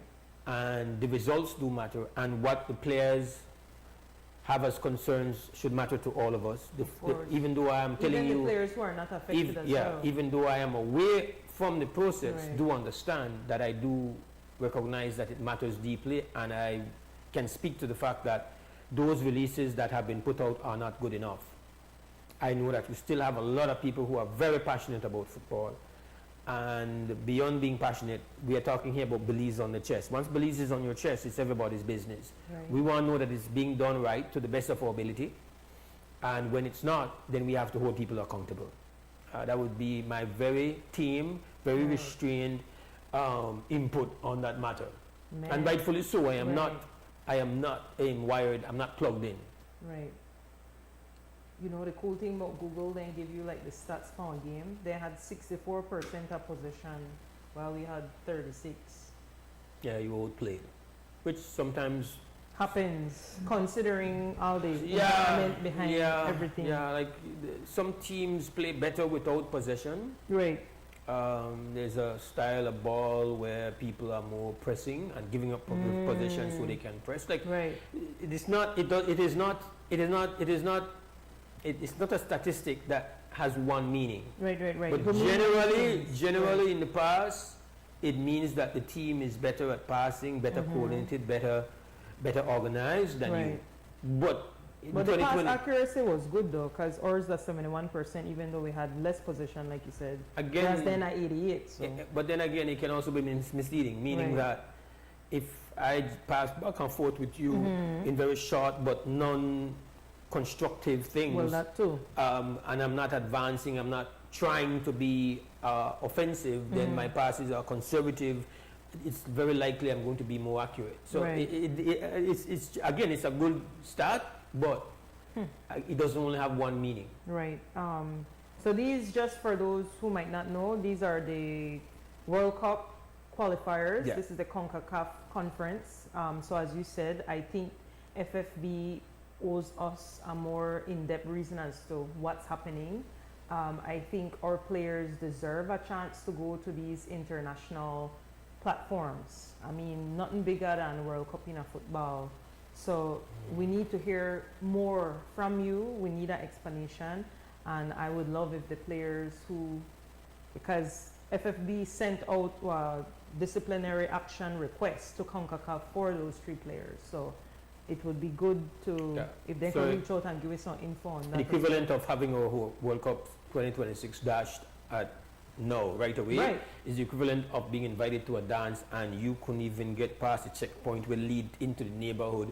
We're part of the house there where they have the dance. We couldn't even get past the initial checkpoint, which, you know, it's hard to get into the house. The next thing is that the house has been expanded. There are more people that can go into the house. 2026 World Cup, I believe, is going to be held in the region, in at least in this hemisphere. There are going to be games in Mexico, US and Canada. So it's you would have wanted our best effort to try to make history. We're hoping the day is going to come in our lifetime that we will actually get a chance to be in this spectacular event. It would be history, and even if that's 100 years from now, we want to see where we are making a better effort and not going back way. Right. And right now, I think we're kind of the backslide. You would have to say we go back way. Right. Guyana, the beat were bad. But again, Guyana. Nothing against Guyana, right? But I mean, Guyana like another football force. Yeah, come on now. Right? Come on now. I know you got some Guyanese brothers where we love them still. Yeah, give them respect on everything. Respect on everything. Yeah. I don't know. I'll know. So no. Exxon must spend our money. We're tired with Houston. You understand? We're really Exxon is spending all money pound. Must say. So yeah. But listen, me no care. Only not for the beat we know damn she won in a sport. Not in a football. Sorry. Maybe not something else. Maybe cricket. That's it. Yeah. Maybe. I would have taken one packing for no pan cricket. No packing. No packing. I said maybe. No. Maybe. Because right now Guyanese cricket pretty. They have somebody with a I think strangely enough near the Essequibo, a young cricket player who is phenomenal. And I think me give Australia a run the other day when Guyana play Australia. So I don't understand cricket. But this football, 3-1, yeah, that nothing against and I have a lot of Guyanese friends, but we don't know football first in the Caribbean. Sorry to say it, but sorry I say it, right? Stop saying sorry, man. I say it. And I never take it back neither, right? I don't know for the beat you know what you want. No, in a CONCACAF. I mean, sure. they have bigger. Just because we got internal choir, that's sure. So yeah, we need to get to the bottom. I don't Nicaragua no for the video phone neither. I don't like. Don't make Nicaragua get away. You know, I know we got Nicaraguan people. Yeah, Nicaraguan descent. No respect and everything, but no for the give me no phone either. When I think CONCACAF, I'm like, yeah, Nicaragua, yes. No. Send chills down the spine and make her feel like kind of. Costa Rica, yeah. Every now and then, maybe. And they've had World Cup appearances. They've been so World I understand that. I understand that. Nicaragua, Mexico, yes. Down with the call. Mexico. I love Mexican football. I lived there for many years, and I watched the internal football. Nicaragua and Guyana accumulatively give away 7. No 7. No 7. Sure. 7-1. No. That's that Brazil, Germany, World Cup, that's 7-1 now. Listen, that is, our ballers are definitely better than that. But when things are wrong, when all is not well at home, when all is not well in the house, that's what happens. And obviously, all was not well. Let's take this call before we go to break, Katie, because that call actually put me out there to talk football. I hope. They can get their hats. Is there a caller? You're on the air. Yes. Good morning. Good morning. I've been listening to the conversation, and it's amazing that you guys have kind of rationale about the whole situation. We are in this thing for a while, and you guys mentioned about Guyana. How often do we actually have athletes in a confined condition practicing for so many months or so many years? You think that these people that are representing their country come together every 3 months when they're going to get coming up? Although they play on teams and they play constantly, do they play at a consistent high level, practice at a consistent high level, have the perfect conditions like these other countries have? Yeah, they might be what we call third world countries like ourselves, but their commitment to certain things are far above and beyond what we are doing. So when we send our athletes out there, and I'll call it ill-prepared, and expect them to perform to levels that they excel, we are wasting our time and our concerns about things understand Mr. and I understand you most. Most of you have been in athletics for, I don't know how long. You know what it is. You used to take the radars and you put them through tedious tasks of preparation and together. You know what it takes for. So, I would say this to Carla. I hear your point, and absolutely you're right that a team's performance is directly linked to how well they're being prepared and how well they're being managed and the conditions under which they are going to go to these games. And morale matters. You could be as talented as hell, but if your morale is not good, if the team is not structured well, listen, famously, I think as Sister Katie mentioned, the team that is considered to be the best team in the world, Brazil, was defeated at home by a score of 7-1. It's sports. Right. But what I will say, what I will say is this, is that it's very important how you set up the team, who is setting up the team, the leadership that surrounds the team. And especially when you have a small population, you have a very small margin of error. So you cannot have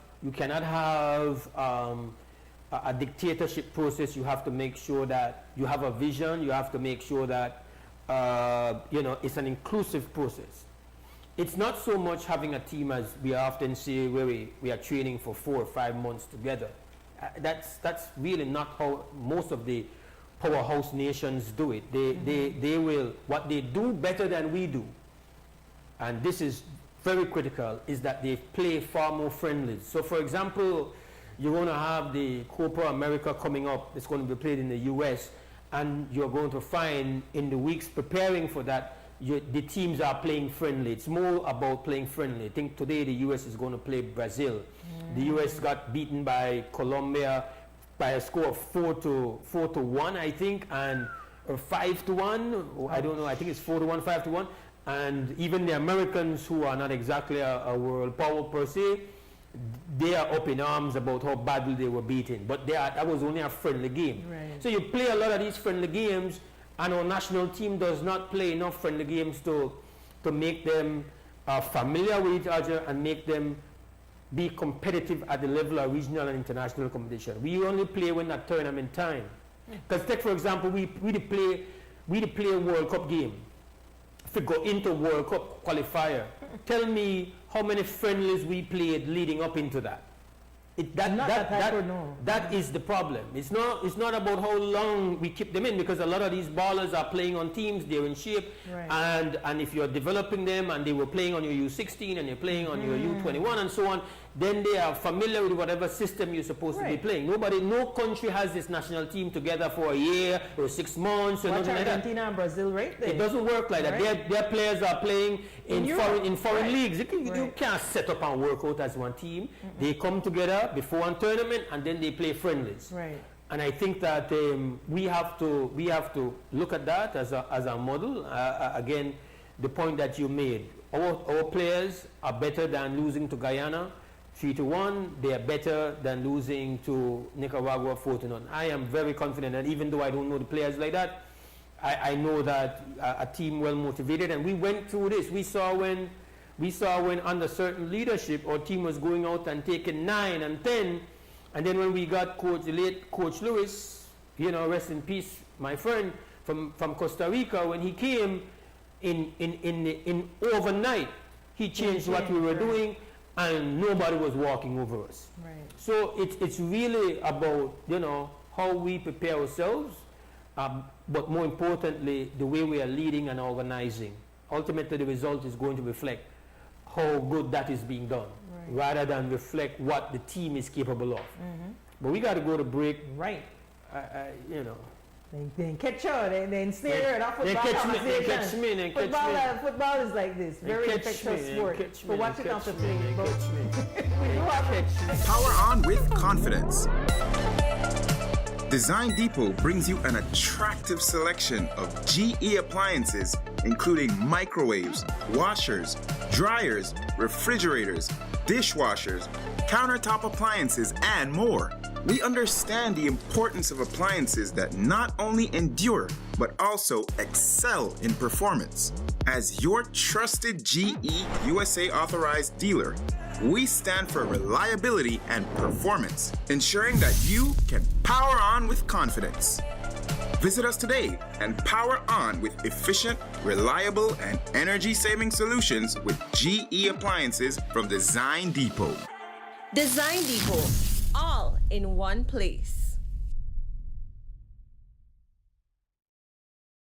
Belizeans all around the planet Earth, this is a roll call for all Belizeans living abroad. In a world that is becoming more uncertain and unstable, children and descendants of the Belizean soil must find common ground and align. Mark the date and make your plans. June 19th to June 22nd, 2024 at the Marriott Airport Hotel, Los Angeles, California. It's the historic first ever Belize Diaspora Summit. This summit will feature panel discussions featuring leading diaspora leaders and achievers. The Belize America Chamber of Commerce will host its annual business forum. There is a special delegation from the Ministry of Natural Resources to facilitate land queries for those in the diaspora, and a grand gala event to cap the Belize Diaspora Summit 2024. For registration and for more details, email info@BelizeDiasporaSummit.com or BIF 2024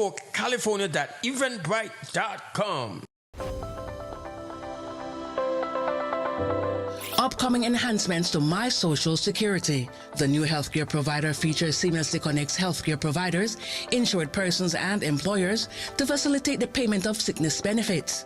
Here are the enhancements. Registered healthcare providers will create and submit online medical certificates using their healthcare provider accounts. Insured persons will receive a link to view the medical certificate to complete and submit their sickness benefit claim. And employers will receive an email notification of their employee's sickness claim. Also, the insured person and their employer will receive a copy of the claim decision letter after review. Healthcare providers, insured persons, and employers are encouraged to create a portal account to access and benefit from these new services on My Social Security at ssbportal.org.bz. My Social Security online portal. Social Security at your fingertips.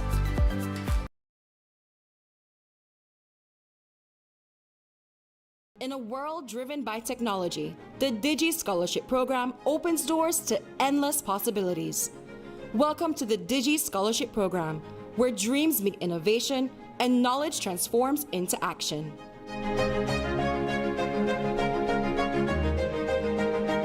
I'm Shelly Nicole, and being a recipient of the Digi Scholarship Program has helped me do my best throughout the 4 years of high school. I felt that the financial burden on my family was at ease with one less bill to pay and one to worry about. Of course, this scholarship held expectations for me, but that never weighed me down. If anything, it made me work harder to show my true potential. The support from the Digi Scholarship Program not only relieved financial strain, but also instilled a sense of responsibility and determination in me to further excel academically. As I prepare to graduate, I am grateful for the opportunities this scholarship has provided, and I'm eager to continue striving for success in the future. Join the Digi Scholarship Program today and embark on a journey of empowerment, education, and excellence. Visit our website to learn more about how you can be a part of this life-changing opportunity. Apply now and unlock your potential with Digi. Digi, our national telecom. Where are your prescription? What are the best place to go? Freetown Drugstore. Bam City. When the drugstore then I'm close up the night and pan Sunday and holidays, which one open? Freetown Drugstore. Bam City. When you need somebody to talk to about your medication, who you turn to? Bam City. We have been serving the general public for more than 30 years with fast, professional, and efficient services. We will continue doing so with honesty, integrity, and consistency. This is the loyal Freetown Drugstore crew, always happily serving the general public at 28 Freetown Road, Belize City. Telephone 223-2876.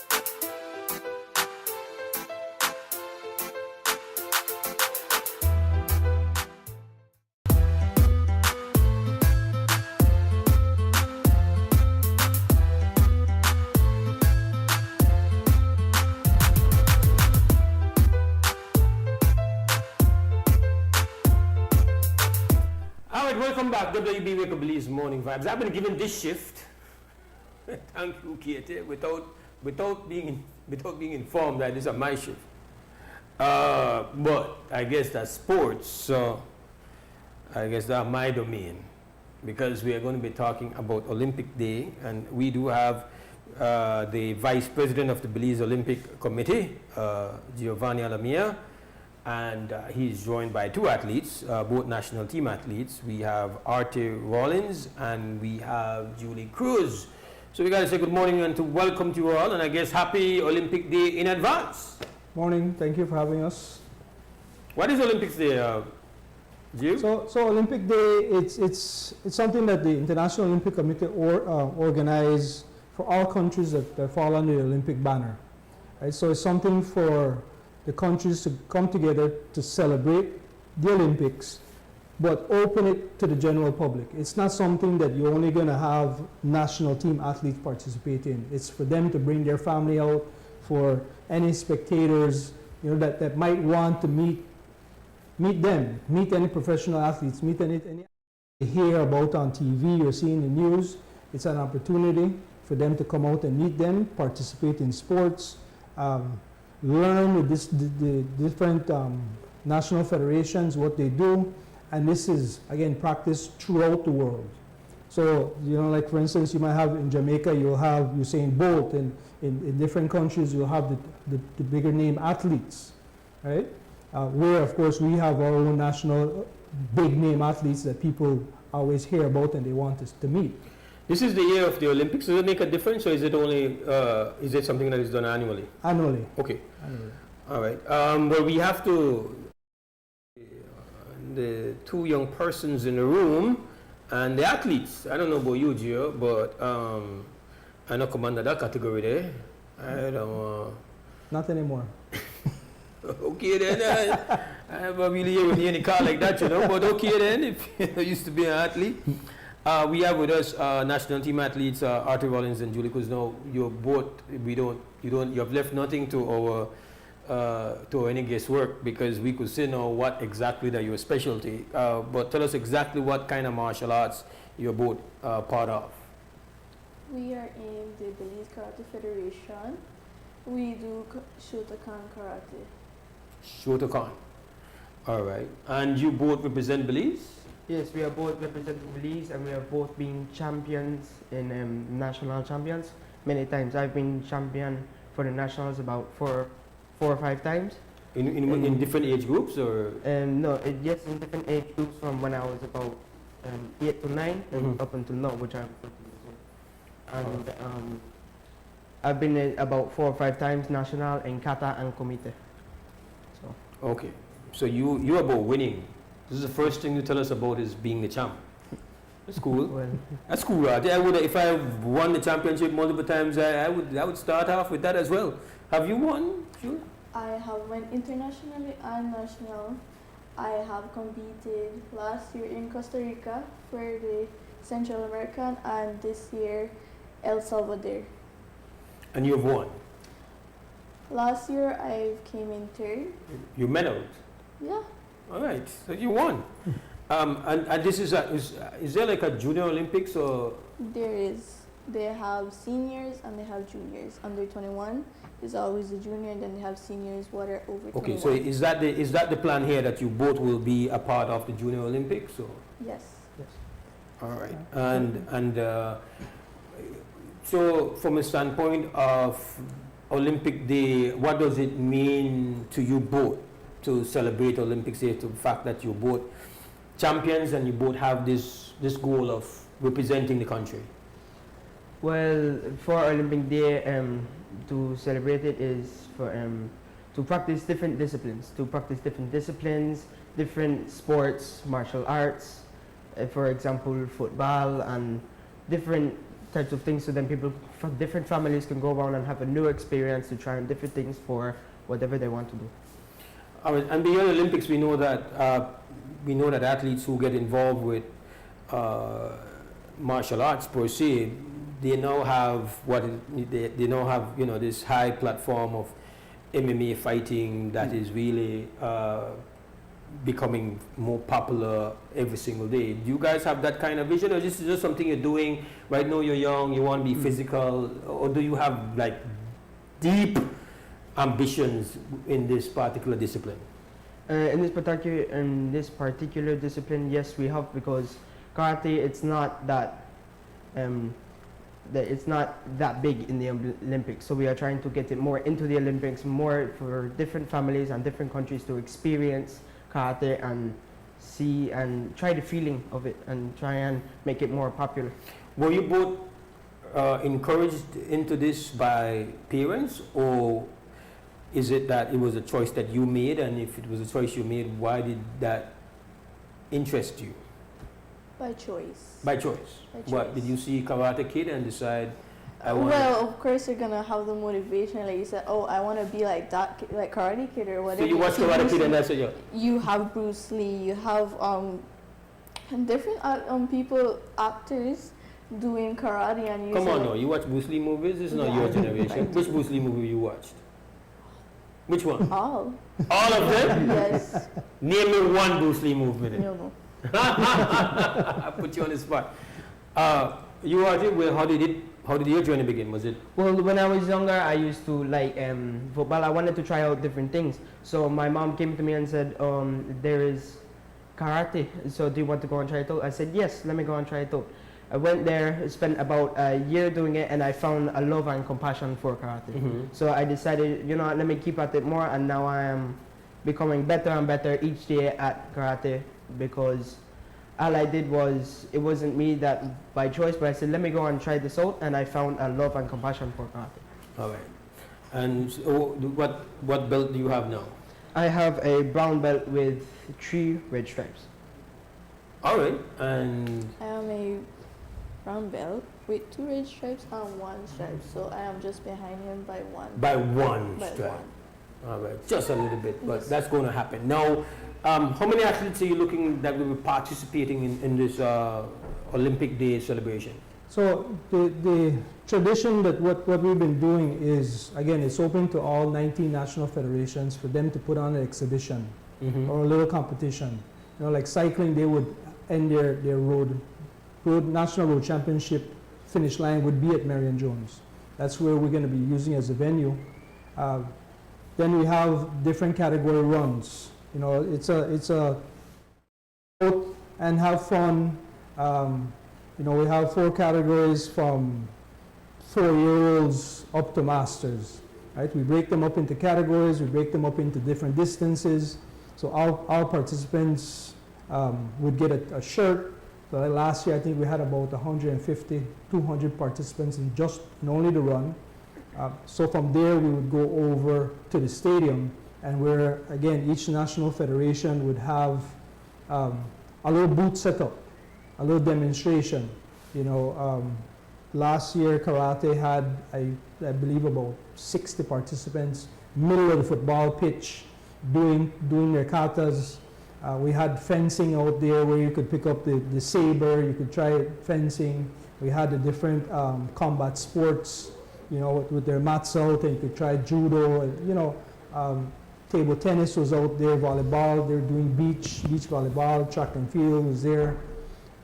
Tennis, they brought out a little miniature net, and they were playing tennis.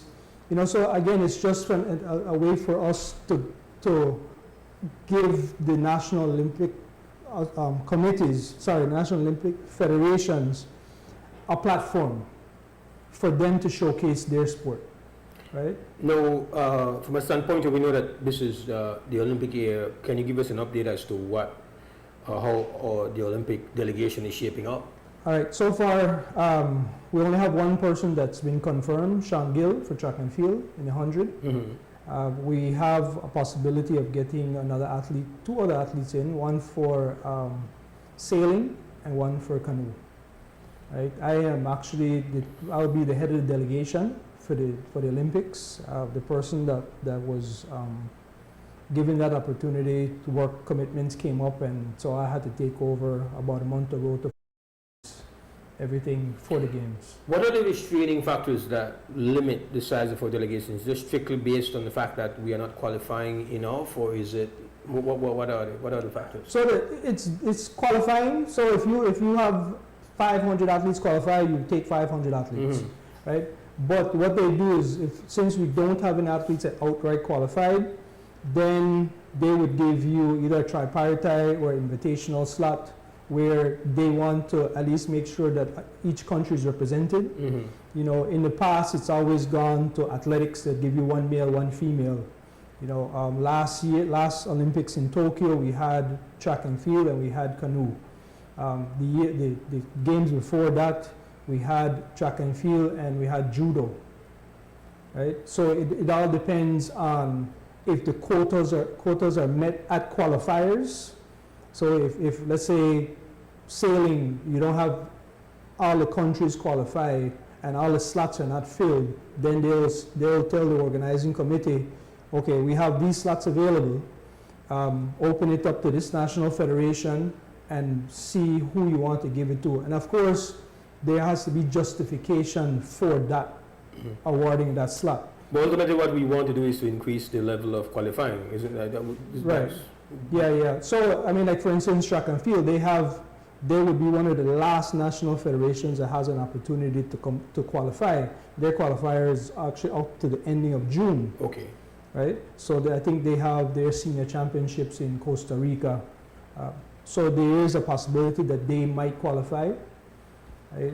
So again, it's just opportunities for them to be able to go out there to compete and qualify. And how do we ensure that we have two young athletes with us? So how do we ensure that they have the best possible chance when they are of age to join in, at least to participate? What are we doing now to ensure that they have a very fair shot? Well, a lot of it falls on the national federation. It's not only karate, it falls on the national federations to, I shouldn't say fall on, it comes down to them taking advantage of opportunities that are presented to them, that are available to them.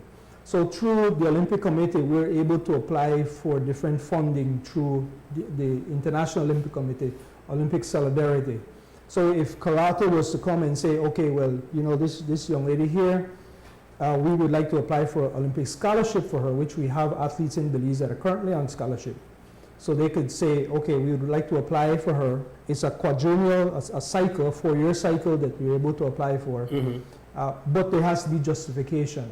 So you can say, okay, you know, she has competed in these events over the past 2 years. These are her results. And this is what we think, or where we think she could be next year and in the following year. And the end goal is to get into the Olympics, right? I'm not sure how old are you? Sorry. 14. So at 14 years old, her next step would be maybe the Junior Olympics, right? So we do have the Junior Olympics. We do have the Junior Pan Am Games. So from there, it's building up to that and then going up to the next step.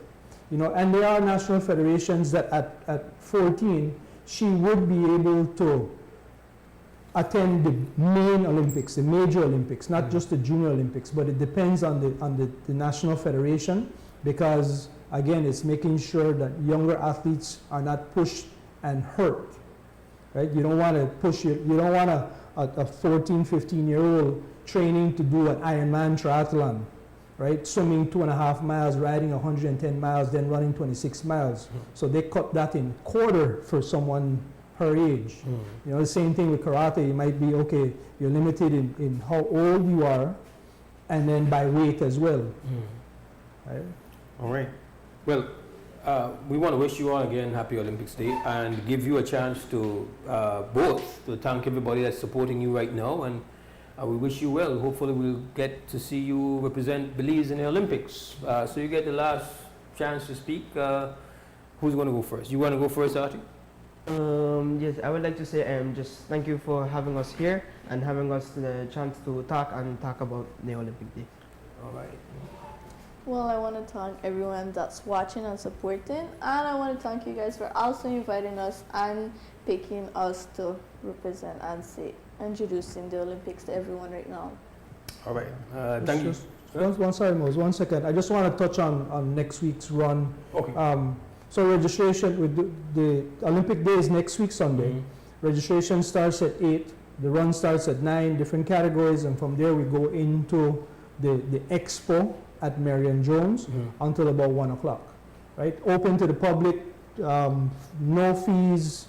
You know, again, we have T-shirts. We're giving away T-shirts to participants until we run out. We'll have refreshments available for all participants. Just come out and experience, you know, jump in, learn about the national federations that are in the country.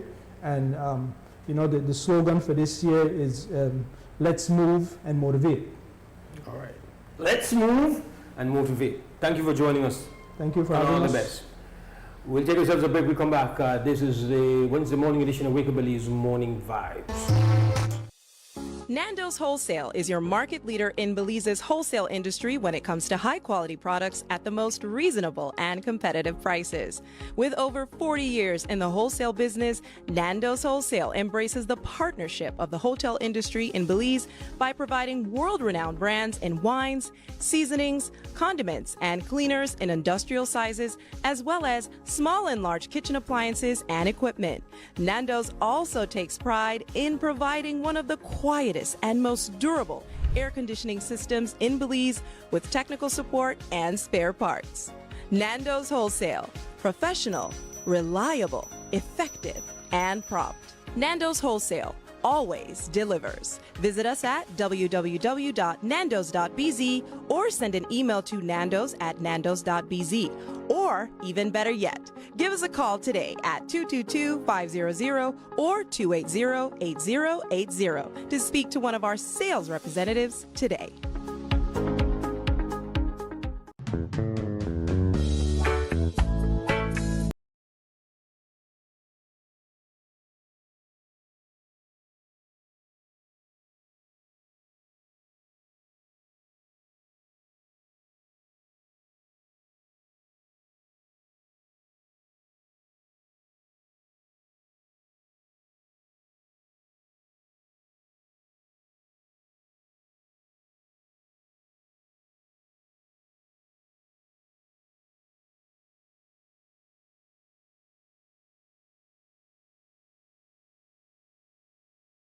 To the National MSME Roadshow 2024. Join us for free workshops in marketing using AI, finance, business planning, and customer service. Connect with financial institutions for access to finance opportunities, meet with key government agencies, and showcase your business at the Roadshow Expo in an effort to get more locals to buy Belizean. We will be in Orange Walk Town, June 13th to the 15th, PG, June 27th to the 29th, Corozal, July 11th to the 13th, Benque, July 25th to the 27th, San Pedro, August 15th to the 17th, Keycocker, August 23rd to the 24th, Pelmopan, August 29th to the 31st, Hopkins, September 13th to the 14th, San Ignacio, September 26th to the 28th, Tangriga, October 10th to the 12th, Placentia, October 18th to the 19th, and Belize City, October 24th to the 26th. Sign up today for the National MSME Roadshow. For more information, follow us on Facebook at Beltrade or call us at 880-3737. Sign up today for the National MSME Roadshow.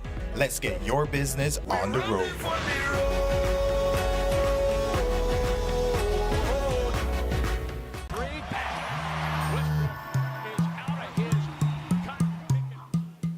Babe, I'm going out to pay the water bill. You don't need to go out. You could pay it from your phone. Look.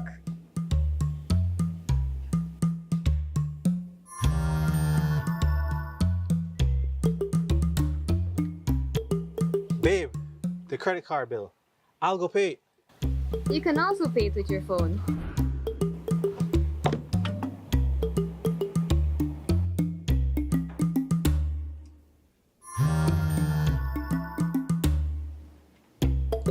Babe? Yes, love? I need to go deposit the baby serious pay. You really want to go out, don't you? It's okay. I will make the transfer and you go play ball. With Atlantic Bank Mobile, your personal banking experience is easier and more convenient. Bank your way with any of our digital channels and save time for what matters most. Atlantic Bank, building the future together. Belizeans all around planet Earth, this is a roll call. A roll call for all Belizeans living abroad. In a world that is becoming more uncertain and unstable, children and descendants of the Belizean soil must find common ground and align. Mark the date and make your plans. June 19th to June 22nd, 2024 at the Marriott Airport Hotel, Los Angeles, California. It's the historic first ever Belize Diaspora Summit. This summit will feature panel discussions featuring leading diaspora leaders and achievers. The Belize America Chamber of Commerce will host its annual business forum. There is a special delegation from the Ministry of Natural Resources to facilitate land queries for those in the diaspora, and a grand gala event to cap the Belize Diaspora Summit 2024. For registration and for more details, email info@BelizeDiasporaSummit.com or BIF 2024 California.eventbrite.com.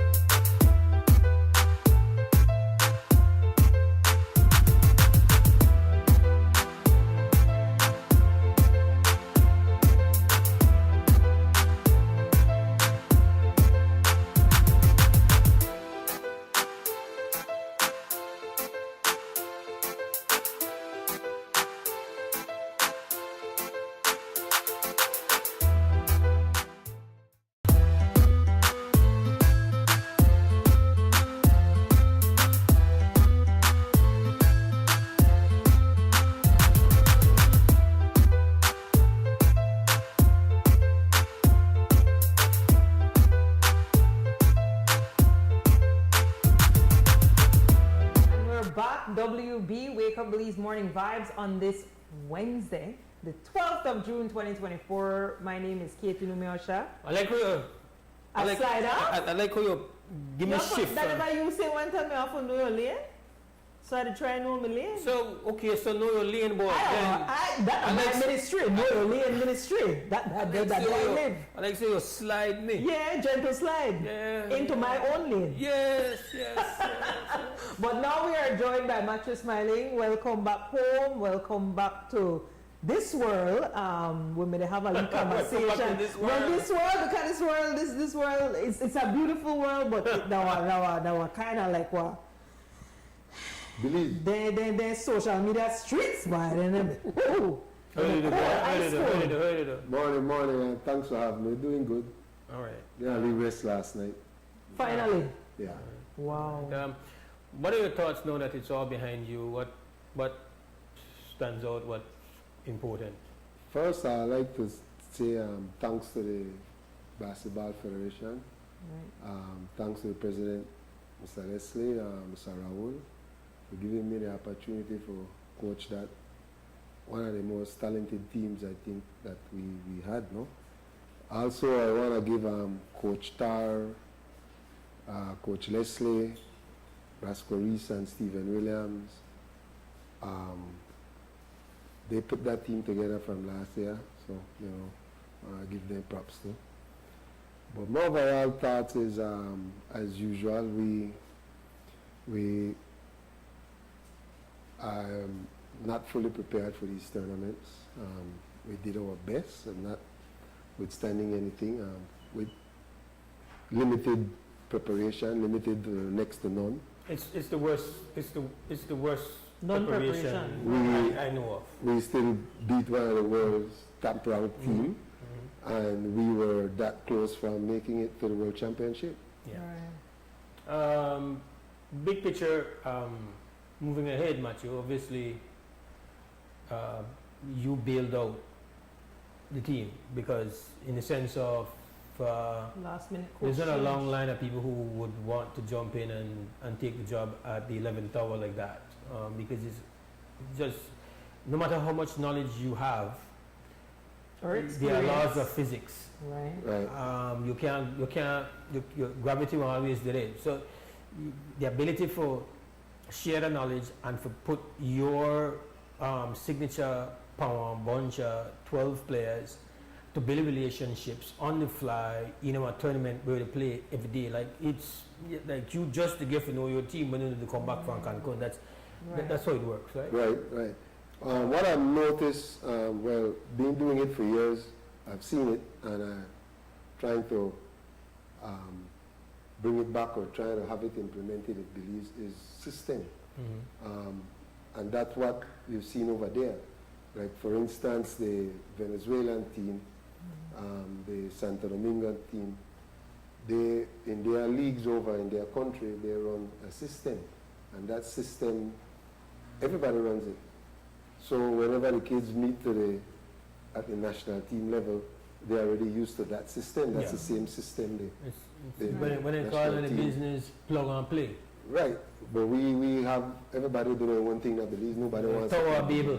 Yeah. And besides the result, right? Yeah. We have bunch of talent. We probably are one of the most talented teams, but we're just not together. Yeah. Everybody individually. You can't. And you know, like, people don't understand unless you've actually done it. They don't understand how long it takes to make one bunch of players, like take for example one basic rotation, right? Like, as a coach, we don't got a lot of time, but just to make people understand, you take on a bunch of players that don't know an offensive set, and this is now your team, and there's going to be a season, and you have a couple of weeks before the season begins, and you start to teach them that set. That is going to take the entire preseason, one bunch of games before they start to do it as if though that's second nature. Like, you could say all you want, but we know to move the ball, the players know to move, we know to screen. It never happened. It never happened. Science has taught us about muscle memory. Yeah, and you could draw up whatever you want.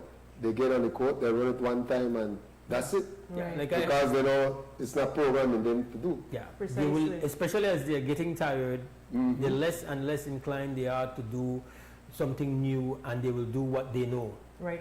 You're very old habits. Yeah, it's just, so it's like, that's why we say, like, there's a certain limit. You are going to be confined to what you can achieve within that time, and I think I could see where a lot of work was done to try to improvise. Like, there was a lot of trying to, like, where you could improve, you improved. Right. I thought that over the years of doing coaching clinic, they also stress that you must be able to coach on the fly, and that's exactly what you had to what do. What I had to do. You know, we just make up and we go because we just couldn't. We didn't have enough time. The best practice or the longest practice we had was before the Santo Domingo game, and I think that's one of the games that we played the best. Yeah, that was very Friday. good. Right? I must say, I must give thanks to Milton Palacio. Milton reached out to me, and Milton had a system that scout, and everything that we got was to the T. Yeah. Right. The point guard for Santo Domingo was probably the best. Why you say Santo Domingo? Dominican Republic. Dominican Republic. He doesn't call it capital. My bad. Yeah. Dominican Republic. The point guard for Dominican Republic was probably the best point guard in that competition. And we really locked him down for 3.5 quarters. It was phenomenal. He got out. You know, yes, and you know. He got out. He got out just when it matters most. Yeah, he got out. Right. For all that's been said though, I think we have to remind the people that there were a lot of teams that wanted to be in Buenos Aires the other day whenever get finale. And also, I watched 2 interviews after the Argentina game and after the Venezuela game with some of the very them big player then for each game. And both of these young men said the same thing, like they had to beat Belize and that they never easy, right? So the coaches had a lot to say. The social media streets were rough, but at the same time, the players were on the court from both the Argentina team and the Venezuela team was like, well, we just had to do what we had to do. It would have been like, after the first game, and that message was sent that we not won't be any then. pushover. Right? That more a disgrace if we beat them than if they blow me out. Even come close. If we even come close, now a matter like this, that was supposed to happen. Because in the Puerto Rico game, at the half, we were only down 4 or 5 points. And we could hear the Puerto Rican coach going off because it was the first game. And nobody was in the gym. Only us, the 2 teams and the official. And we actually heard him. I mean, he was letting them have it. You can't let Belize beat you. You're in the hotel talking and kissing up to Belize, and you see what they're doing? Because it's not supposed to happen, period. Right. What's the silver lining? Obviously we are very proud of being in a tournament of this level, but every matter we have to learn from, every experience we have to learn. We won a game, but we ranked last in the tournament. But overall, we had good moments. But from a coaching standpoint, what's the silver lining, and and looking ahead, what do you see? First, I must say, Mose, that we can compete at that level. I'm not saying that we're going to beat everybody or win gold, but we can compete. We just need to start doing the right things, right? And we could compete. We have athletes. We have a lot of athletes in Belize, right? Again, programs that we need to implement. These kids are the same age of our kids, but they are much more developed. Their body mass, their everything, they are much more developed than. And our kids talk to those kids, and a lot of them speak English very good. You know, and they say that they are in the gym from the age of the weight gym from the age of 9 and 10. Right? But we just don't do those things in Belize. I mean, financial wise, I understand, but these are the programs that we need to start implementing. Not just picking a team and getting ready and going away, no? We have to work from a young age, and implementing these programs and systems is what I believe will get us over the hump.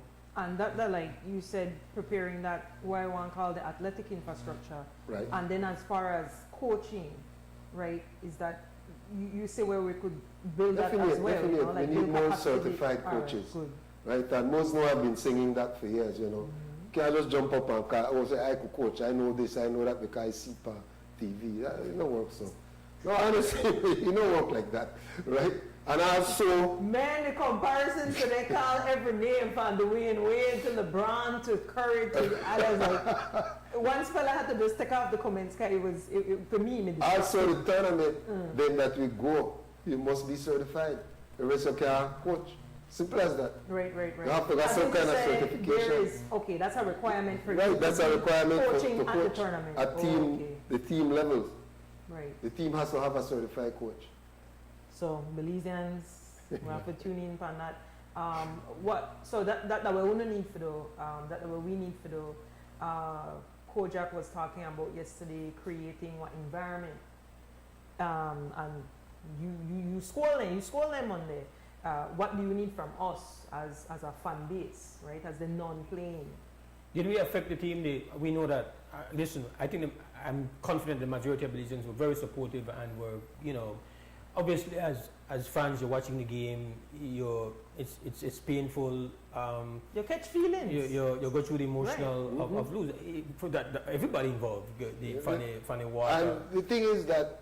But I'm asking, obviously, we said on Monday when we got here, listen, we live in an age where your ugly that you put into that space is going to directly get into the team, because that's just the reality. You're not going to keep a bunch of teenagers off their mobile devices and off their social media platforms. Because for the first 2 days, you know, I think we probably did a very good job of trying to keep them away, but when they heard these things, you know, just trying to talk with these kids and say, man, just ignore them people. You know, so they were coming to you with it? Yes, they were coming to us with it, right?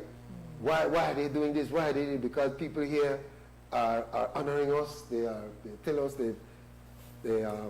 whenever we talk to anybody there, they are so grateful to have Belize. A lot of them don't know where Belize was, you know, until we played our first game, and you know, everybody was like a positive, but then the players were coming and say, why are people back home, you know, have all these negative thoughts? And like we have me personally, I tried to throw it off. I said, man, you know, Belize go, we always burn on somebody. So that time for to get burned out, but we have to do the best of try to stay away from it. Unfortunately, we said on Monday, the ugly is the loudest thing in the room. So right, always. You know, so the people who are, you know, really proud are not the ones who are running down to put a comment on Facebook. It's people who don't have anything better else to do and who's, you know, and everyone go down the same rant again because they get me worked up. But you know, I can't imagine that it would not have had an impact, unfortunately. And we said it is proven research, the impact that social media has on the self-esteem of the young and how it impacts their mental well-being. And we could look at it. Somebody sent me a message to say, oh, they're proud of the team and everything, but they felt a bit they felt a way about the fact that the team did not show the kind of pride when the anthem was being played, and I kind of said, listen, that could very well reflect what they were feeling because of the comments that they were seeing. Very true. Very true. Right? There you go. Very true. There you go. Right. Very true, because I mean, they are human beings and they have feelings, you know, and if they're reading some of this stuff where, I mean, I know I do my best to stay off, but I got family members who call and say, yo, what's up with that person there? I say, why? That person there, but I didn't know him. That's why I look my I didn't know that person there. You know, it don't really matter. Me make them talk. But I will say this though, my advice to them, all the coaches, they can apply for the job. The job open, you know, the federation, the basketball federation, the lead coaches. Apply, you know, you might get a job. So Macho, because I know, you know, after the first game, or it was, I don't remember if it was before the first game, you big up the two Ilonas, right? And you say, you know, you want to say hi to them. So I know Ilona had the artistic capacity, and she has a piece called "My Back Is Strong," and it kind of deal with these negative comments that people make. And I know you say, like, as Belizeans, that's what we do, right? We burn out. So while in Buenos Aires, they get love for all the other teams and, you know, the people from the tournament. But I guess I don't want to ask them to make you try create that conducive environment by being supportive. Yes, your back could strong and could take lick, but that no means to say, oh, I could take lick. Right? You want to ask Ilona for? I want you to ask Belizean people. If we burn out culture, we don't have to be like that. I said no. I think over the years I have tried to request things like that, but Well, I don't know what it these are is. kids, right? Aren't they Yeah. 18 last I checked, they're not adults? Like, to me, there's a difference between saying, hey guys, we know the box out, hey guys, we know the play transition difference. That's constructive, pointing out, critiquing. There's a difference between that and saying, on a bunch of shitting people, who should have stay home, or can't play. That's a difference. I mean, what people don't know, that we as coaches, we go back and we look at the thing, and the earliest possible, I would love to do it, they said night, but sometimes we get it back to the hotel 11, we have to eat, and the kids go sleep. But the best time to review the thing immediately. I don't want to do, but we can't. And sometimes we don't get to it by the next day. But I do go watch a thing, and when I can, I tell the kids, hey, why we give this up because we never do so and so. You start this way, but you never finish the whole thing, and people are say a part of it. Right? And it's like, we're not doing this, they tell me. But again, it comes back to muscle memory. We only could say X, Y, Z now and do that. But if they're not used to doing it, they won't do it. And you can't build that on the fly, like you said. No, you can't. You can't do it. Anyways, that's why I'm reminding that, that children will deal with, they're not young men. I mean, I will say that that bunch, they together, like, they did what they could do, and Respect, and we appreciate and we are very grateful for how they represented us, with class, with professionalism, and with quality. Right. Keep your head up and play a good game, even after a defeat every single time. To me, big respect to that. That's incredible to me. Phenomenal. It is. On a whole way, I think we did our best given the situation that we were in. Those kids from abroad came in the Thursday evening, and we left Friday morning, 2 o'clock. People don't realize that. Yes, I know that there were a whole year in between the tournament last year and this one, but again, all those kids are in school. In different places. And it takes finances to get them together. Right? The Federation planned to get them in Denver. Couldn't work because we couldn't get all of them out of school at the same time. One kid gave up graduation and went. His graduation was last week Saturday. He was in Argentina. Another kid came off the plane last night and had 3 exams this morning. Every chance he got, he was studying. Right? I mean, the sacrifice that they made, right? It's phenomenal too. And I applaud the Basketball Federation and the president to take that same 12, because that was the 12 that got them there, and he made that commitment to them to take them forward, Yeah, we've also saluted the parents of Mosley. For that's a phenomenal story, Mose, because he could have played for US. But I must thank the parents of that kid, because to us, that they made a decision for that kid, for his future. Because if he was on the US team, he probably maybe would not have made that particular team, but he would have been just another number. Right. But coming on an inferior team, he stood out. Shine like and a star. so that light is shining bright, and everybody know now who is Josiah Mosley. Right? I mean, he has already signed with Villanova, but still, everybody know who he is now. Compared to being just another number on the US or team. just waiting for your time. They really jump-started his time. And they made a decision for us. Right. So they made a decision. Because his mother is a Belizean. Was she there? Yeah, she was there. Both parents were there. Saying mother, what's her name? Mrs. Mosley. Sorry, but I'm sorry. I don't know. Because me and I want to stop saying his mother. I know. Name. I didn't ask either name the father.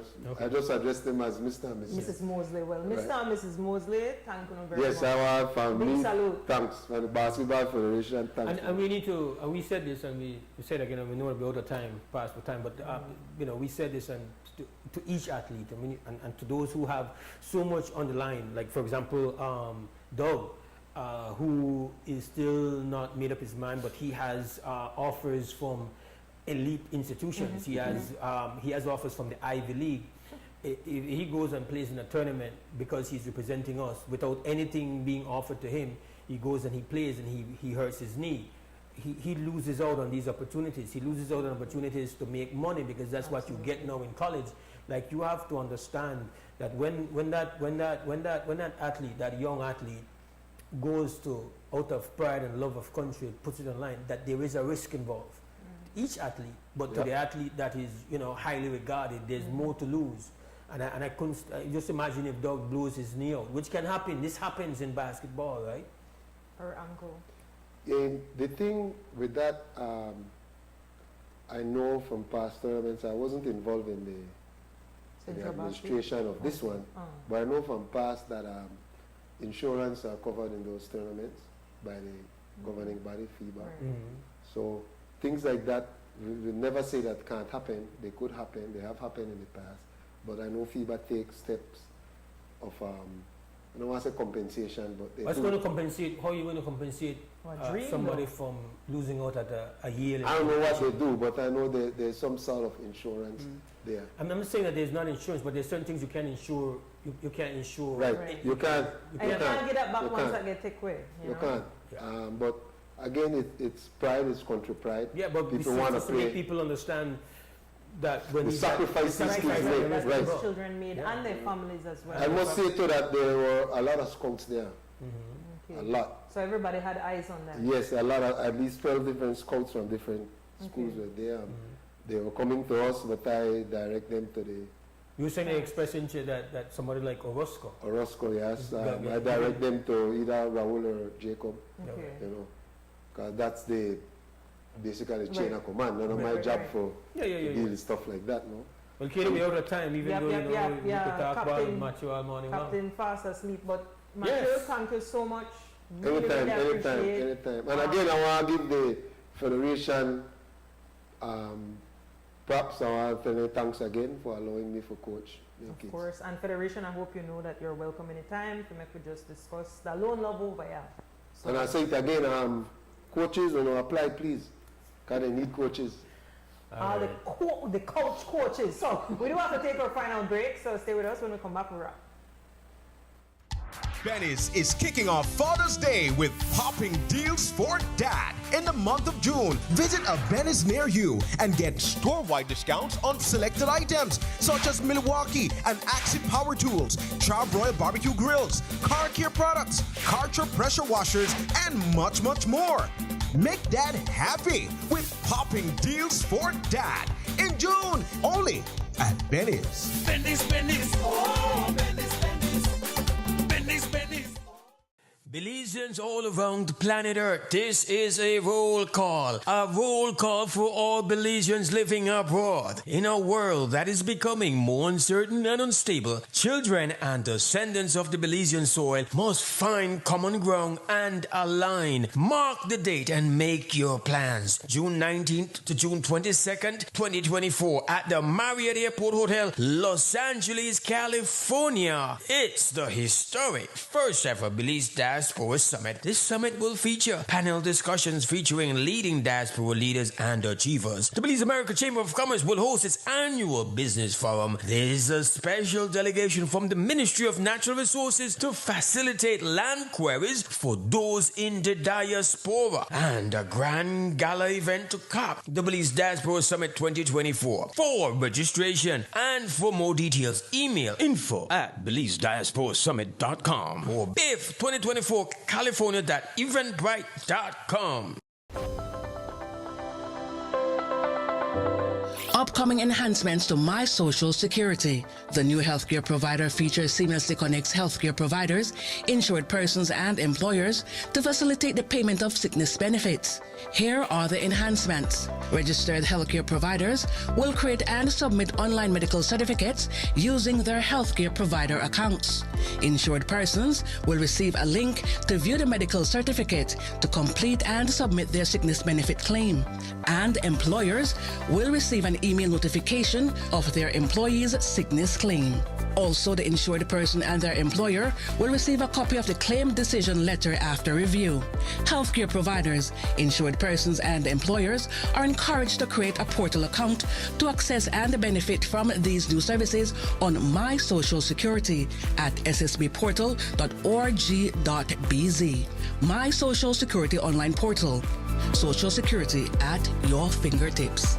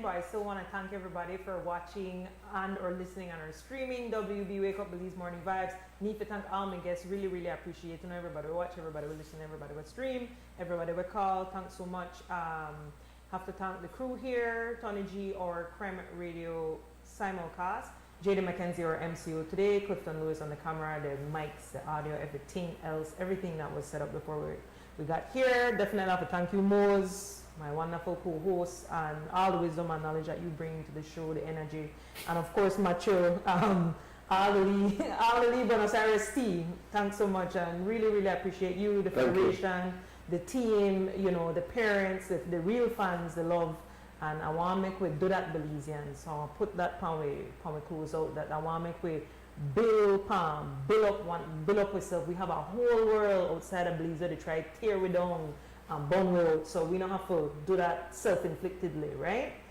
Make it work pan build. So hopefully we can do this all over again tomorrow, but for now, Belizeans, stand strong, stand firm. For now, we got Belize, wake up Belize. Wake up Belize, wake up Belize.